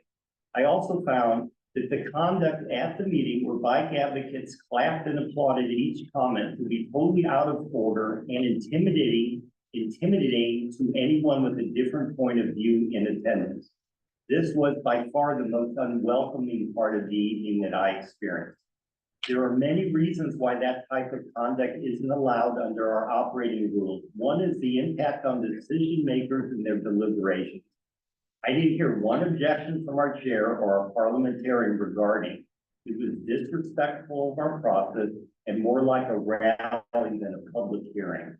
We drew a very small percentage of the community, despite our efforts, to the meeting after tailor-making our pitches to target safety and mobility advocates with a certain point of view, not in keeping with the Brown Act. We are now describing that gathering as a representative of our community, as if the community in general has strong concerns. That is not true. A very small vocal group has strong concerns, and more power to them. But we should describe accurately what occurred at our February meeting.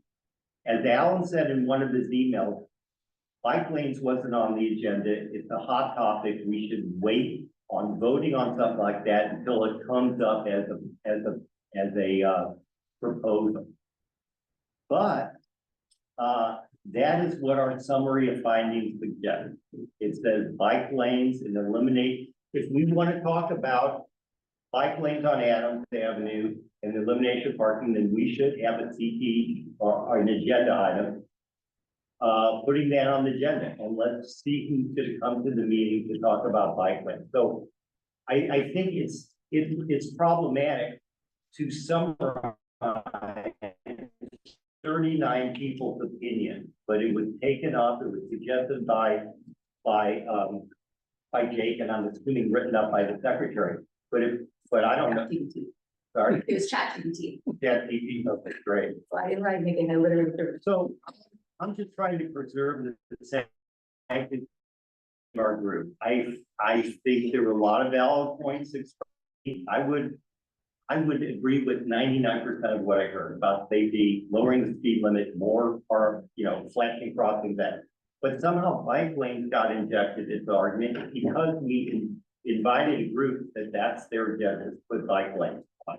And we have somehow confused the public testimony taken from the group with bike SDs, what they asked us to, basically support in the future, which we've basically done in this thing. So I just think that the motion to send this thing was a summary and direction to public officials and to interact with the community plan and everything else is like us saying, hey, that group out there, what happened, that's us. We're going to put our name on it. They're basically hijacking our group. You guys want to go ahead and vote on it? That's your opinion. Do you think that that's what was said? But I think what's problematic is just suggest that we should summarize the findings and we should come up with an action plan. It wasn't listed on the agenda as an action item. It was a discussion item. But during the discussion, we made a motion, our parliamentarian made a motion, it was seconded, it wasn't voted on. And that's where we find ourselves now. And that's because I think that the good intention of people that want more people involved here, people have safety, mobility concerns. I have safety and mobility concerns too, but we basically positioned ourselves to say, we believe in bike lanes on Adams Avenue. That's not even what we expressed in the meeting. So that's the end of my, yeah. Okay. Do we have a motion to send the summary findings as written? I want to add a comment, we're gonna. Well, we'll open for discussion if I get a second. I'll second it. All right, so we have a motion and a second, and I'll open for discussion. Go ahead. I think I should be able to respond. Well, Offer a change in the one people have first. okay, So I know, I think the majority of the board, you're here 2 hours a month. And that's great. I'm at the end of this meeting, I'll be over 140 hours in 1 year, just working on community engagement. That's 10 hours every week. We are allowed to pose questions. They're required to be singular, so you can't ask things like, is it clean and safe in normal heights? You can only ask, is it clean in normal heights? Or is it safe in normal heights? So we can ask the question, is it safe to ride a bike in normal heights? That's the whole point, is to ask an open our interest. So by posting that question, I don't think that's an issue. I did realize that I said the normal heights during the meeting. I said the CPG page made this poll, which was I was going to bring up during my community engagement section, but I actually posted that on my personal page, and I didn't tag. I don't believe I tagged the CPG anything like that. So that is. I just want to follow up point of order. I want us to concentrate on the letter itself. And there are some questions about process and procedure, which got brought up, and I've made notes on those, and I will work on confirming that with the city in terms of how we do our marketing, so half compliance and so on. So half of those hours I mentioned is making sure I'm doing things I'm allowed to do. Yeah, we are allowed to do that. We are allowed to pose questions like that. So I want to bring the conversation back to the letter, because we can discuss the letter itself and decide, do we want to send it as is? We will send it in a modified form, or do we want to send it not at all? So that's the topic of I'll get into that. Okay, finish. But that's why at the end of all this and at the end of our last session, I said we should just be sending something that is just objective. This happened basically because it was such a big event. Record attendance. But the reason I'm saying, hey, we're allowed to do this and allowed to do that is because, geez, man, I mean, everything I have tried to do for this group is just met with resistance, primarily from you, Scott, which I do actually appreciate. But gosh, I'm just like, it's like everything I try to do. And why are you approaching businesses to bring food here? Why are you putting signs up? Why are you inviting people from outside the neighborhood? Because they were visiting. Every single one of them rode a bike in here. The reason we were all clapping is because they're telling passionate stories of near-death experiences and near misses and all this. So yeah, we can show personal support. I don't think that violates any procedure, but I think this letter that is current here, even with your amendment to it, it still is objective. We're not making any recommendations. In the time I've had to think about it, I really don't think we should be making any recommendations. And I think we came to that consensus that in order to even do that, we need more input. We need Adams Ave businesses, especially, we need their input. So I understand you're representing Adams Avenue businesses. At the same time, I just wonder why they didn't show up. Because the bike lane wasn't on the agenda. I want to call point of order and go to Brian. Yeah, thanks. A couple of suggestions I have is for the letter, that last statement about statement to the board, I was just moving that first. Statement to elected officials, moving that first, just because, you know, most people don't get past the first paragraph. So you focus on the statement first. And then the other thing I would suggest is that right when we're summarizing what the comments from the participants were, you may want to put in parentheses saying these are reflections of opinions expressed by audience members and they are not reflecting of board opinions. Because obviously there's this agreement, and certainly we haven't had a discussion about actually what we want. And I know we all know that's what we were trying to do, but it's useful just to put that in writing to say that this is, we're just, as Dave said, we're just saying what the participants said. This is not what we're asking. Okay. Then, any other board comments? I have one question from the audience. Yeah, I was at the February meeting. I think that it minimizes the amount of people who identify themselves as Normal Heights residents, or people that commute through the community, and use the infrastructure in Normal Heights. And to address recommendations of either remove content from the letter or make amendments, I think that reduces and minimizes and potentially silences a lot of the stories that are shared. And I think in itself, you know, erases the kind of meeting that we had here. And so I think I agree that objectively, just putting a summary of what was stated at the meeting is objective and fair, and kind of get off and saying, these are the people that showed up to the meeting, and these were their do with it when you will. And this is what happened. Thank you. Yeah, I wonder if we shouldn't, putting it out there, simplify it, because I do understand Scott's concern. So, you know, I heard him use the wording several times that, what was it, that we agreed that bike lanes or recommended bike lanes. And I don't think we should be making any recommendations at this point, other than, my understanding of this is really want to call attention to the fact that there's a problem with pedestrian and bike safety, and that something needs to be done about it. And then I thought we were going to kind of say, you know, we're going to come up with some suggestions, but we're not quite there yet. So maybe an approach would be to simplify what we're saying, you know, we want to make the city aware that there's a problem and that it needs addressing, and that we want to work with the city to make sure that something happens, and have those comments. And I love the suggestion about that Ryan made about putting in that, you know, it's not a reflection of what the board is deciding or need specific board members, but that it's just what was said, and getting that feedback before the city, because it is an important issue. And I think that's one thing everybody has agreed upon, is that, you know, you disagree with the approach and but every single person that I heard agrees that there are some safety concerns here that need to be brought up. And it's unfortunate when you bring this stuff up, Scott, it just seems like you're just stuck in your old ways, and you aren't open to change. You don't want to hear anyone else's opinion. If I could interject, please. If I can interject. It's Sure, Rainey. Please. I really don't want this to be a fight amongst the board members. So I want to express my point of view on the subject, because that meeting left me very frustrated. And the reason it did is because I know Jacob is working very hard to get more people to the meetings, as many of us are.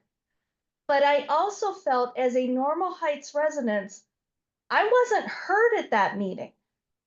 And the resulting letter for me was focused on one corridor. You have to understand, if you focus on that one corridor, you are then putting the rest of Normal Heights in a bad position, because people are going to stop driving down Adams and they're going to start driving down other streets, putting us at risk. So I just felt like I'd love to hear from people, but I felt there was way too much weight being put on the visitors and not enough weight being put on the residents. So I just want to make sure that everybody understands that this is a very complex issue, and finger pointing and getting down in the mud is not going to help, please. I'm begging you. Okay, and yes. Yeah, I just wanted, Remy, we did, in the letter, advocate for Mountain View Drive. I know that was big, for you in your public statement, and we highlighted that as one of the additional, we said Mountain View and Adams, to make sure that we were reflecting your comments as well. So that is in the summaries of, like, the traffic calming measure was specifically stating, we said streets like Mountain View and Adams Avenue. We didn't have any, like, as we were saying, it's not anything specific of action items, we're just summarizing, and so yours are reflected in there. So I just wanted you to know that that was called out when we were reviewing or when it was sent out. And that has been, it's in there for you. Okay, I want to take Francis, and then I want to return back to see if we wanted amendments or if we want to table. I just wanted to mention, I had an incident on 35th Street that was very significant, and it didn't happen after that meeting, but you know, it's not just Mountain View, it's other streets. You know, wide, it's a widespread problem. It's not just Mountain View that has that. It's much bigger. Yeah, I think this is the point of just objectively the statements that were made at that specific meeting and put that information in and just summarize what people said. Okay. So we can continue to advocate for these industries as well. People. We're running quite a bit over time, so I want to move this along to either an amendment or as is, and then take it to a vote. I have an amendment. Why are we saying there is strong support for bike lanes expressed at the meeting if only 3 people in the minutes out of 39 said anything bike lane? Why would that be in some? I'm looking for an amendment to the motion. Can we remove that line? I think it's important to understand that Stammy was typing. I think the motion on the table is, shall we send the letter as written with the summary moved to the top? Right, that's the motion on the table. Do we have an amendment? Is there an amendment to the current motion of, shall the board send the summary of findings on the mobility, safety, and normal heights letter as written with the summary moved to the top? And no other amendment. No other amendments. It wasn't the summary, it was the officials, the statement to the The statement, the statement. And also too, I would like that statement that the views expressed or the views of the audience are not. Yeah. Okay, with the disclaimer. With disclaimer, yes. Okay. Thank you. So that's the motion on the table. Then let's take it to a vote. In favor of sending the letter With that amendment. with that amendment? Yeah, the vote count. And then the nays. With a point of clarification, the business association, I'm gonna be resigning for the board right now, and I'm gonna send our letter from the business association expressing what occurred at the meeting and our point of view. Okay. And good luck with you guys in your mission. I know you have your heart in the right place. Would you like to send this vote, or it outrageous that we would have in there that 3 people constitute like this don't have time to deal with it. I'd like to offer you the option to send a letter of dissent. I am gonna send a letter. I'm gonna send it to also, the CPC to say, hey, here's the case in point of the lobbying group coming into your planning group, this is what they will do, and try to, fight that. Okay, fair enough. You're always welcome back. Thank you. We have nays. The counted nays. That's fine. We have 2 nays. We can work on this more. That could be a motion. Yeah, that was, Can make a motion. why don't we make a motion that we amended and. What's the run? It's on the agenda. We brought it, we had a motion, we had a second. And then we had a discussion, and then we take a vote. Do you mind is it possible to add additional amendment? I'm sorry, it's loading very slowly. I'm not sure if you can hear me. Do you have a vote? Is it possible to make additional amendments to the letter before we send it? We're in the voting The stage. the motion is to send the letter as it is with the disclaimer added and the text moved into the top as an introduction. There's, so we currently have the ayes recorded. I don't know what your vote was on that, but there's an option to nay or abstain. And the disclaimer, is that something that we've already established what that's going to be? The text would be that these are the these are the comments from the attendees and do not reflect the opinions of the board. I personally think that it could be useful to add maybe a few other edits to the letter. I'm not sure if that's something that anyone else would be interested in.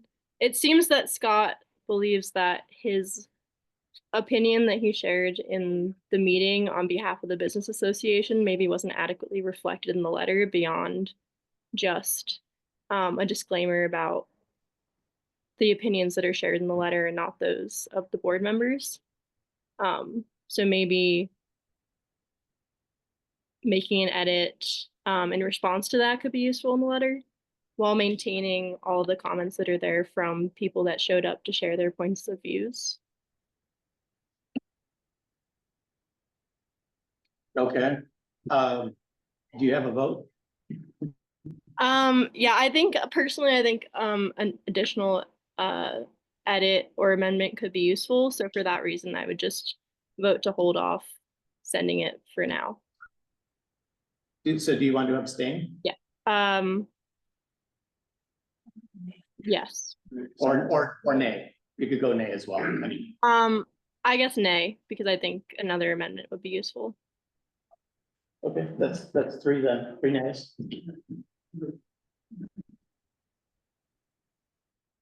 Are you there? Oh, Yeah, no, I okay, think it's just 183 okay, so we got 4 nays, okay. And do we have any abstains? I'm gonna abstain. I was not at the meeting where this occurred. That's my no.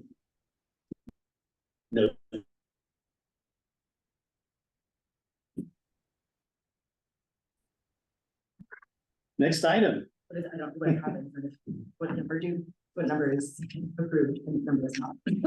Approved was, what do we have? We had, 1, 2, 3, 4, 6, 7. Oh. Oh, wait. 1, 2, 3, 4. 6. What? Hold on. 7. It's like 19, but yeah, 6 plus you. so 7. Yeah. And then Scott, Francis, and Julia, David, 1, 2, 3, 4, 5, and you abstain. Yeah. We just majority. Yeah. So then it is So that passes. passed to the amendments. Paul, And can I mention something? As a point of order. I'm trying to get us home. Yeah, I know. From my perspective, when I left here, we're talking about the safety, the bike riders and the pedestrians and so on and so forth. When I left here that night, I saw a bunch of bike riders and at least 7 of those people disregarded red light, stop signs on their way out of here. True, it's out of scope. I just But thank wanted to point that out. We're talking about Paul, could you clearly state what the vote count was? Next item is. Vote count was. 7 yes, 5 no, all abstain. 1. Thank you. 750, 751. 751, thank you. Thank you so much. I have the pen. Oh, we're moving on, sorry. Jill. Jill, shall the board include a letter to the city similar to the one sent by CPC in regards to a construction moratorium on residential infill development where the parcel would be more than double in density? And this is the CPC letter that's attached. I'll make that motion. I'll second that. We have a motion from Alan, second from Jacob. We have discussion. Which is water pressure, you know, the first paragraph, evacuation plan for activation, blah, blah, blah. I think water pressure is really important to add. Okay. So That's another. we would modify the motion to include mention of water pressure specific I mean, don't. or water infrastructure. Yeah.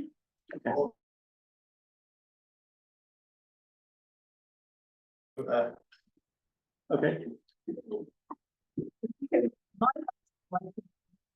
We're modifying the motion. On the other letter. We have a motion on the table to write a letter. And the motion has been modified to include water infrastructure in the motion. So the letter has not been written. We're voting to create a letter.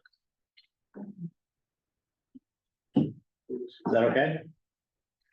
Sounds good, sure. Okay.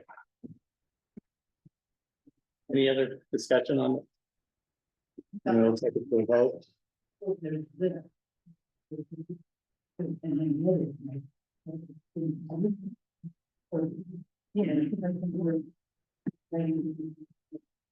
Ben, those in favor of writing a letter? And Julia has her hand up, so that's unanimous. I'm gonna abstain, but. Okay. Oh, and one abstention. Yeah, I'm abstaining because I haven't seen them. Okay, great. Thank you. Okay.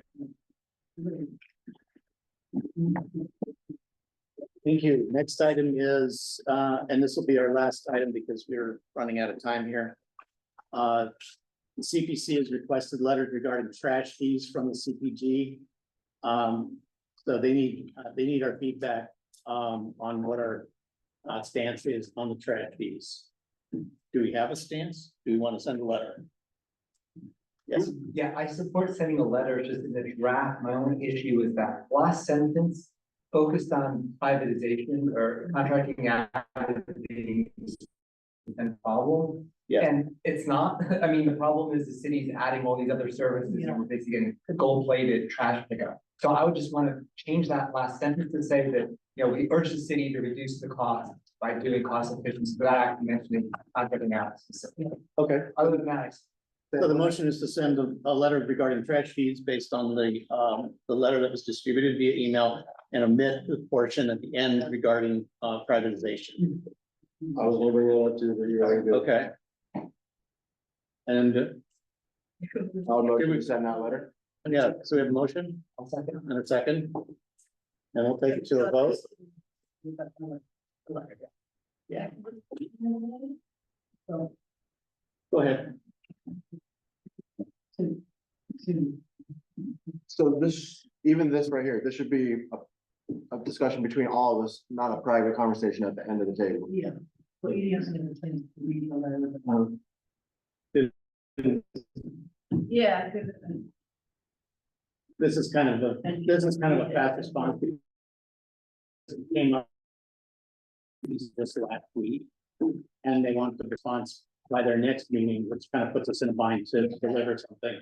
Yeah, I mean, I'm totally against it.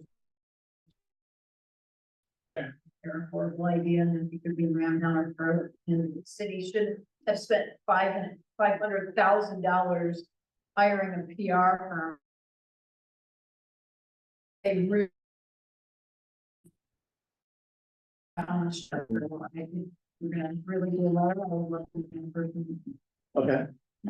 That's, If we're gonna remove the privatization, it probably would need something else to wrap it up. And so I would propose that we add fifth or something like it. We ask the city council if it approves the fee, that the fee cover only the continuation of current service level. I'll second that. I agree. So let's take that to a vote. That's excellent. Thank you. All in favor? And Julia? I'm abstaining because of issues with audio. I wasn't able to hear everything that you guys said, so I'll just abstain. Okay, thank you. At this point, we're over time, so we'll adjourn the meeting. Thank you.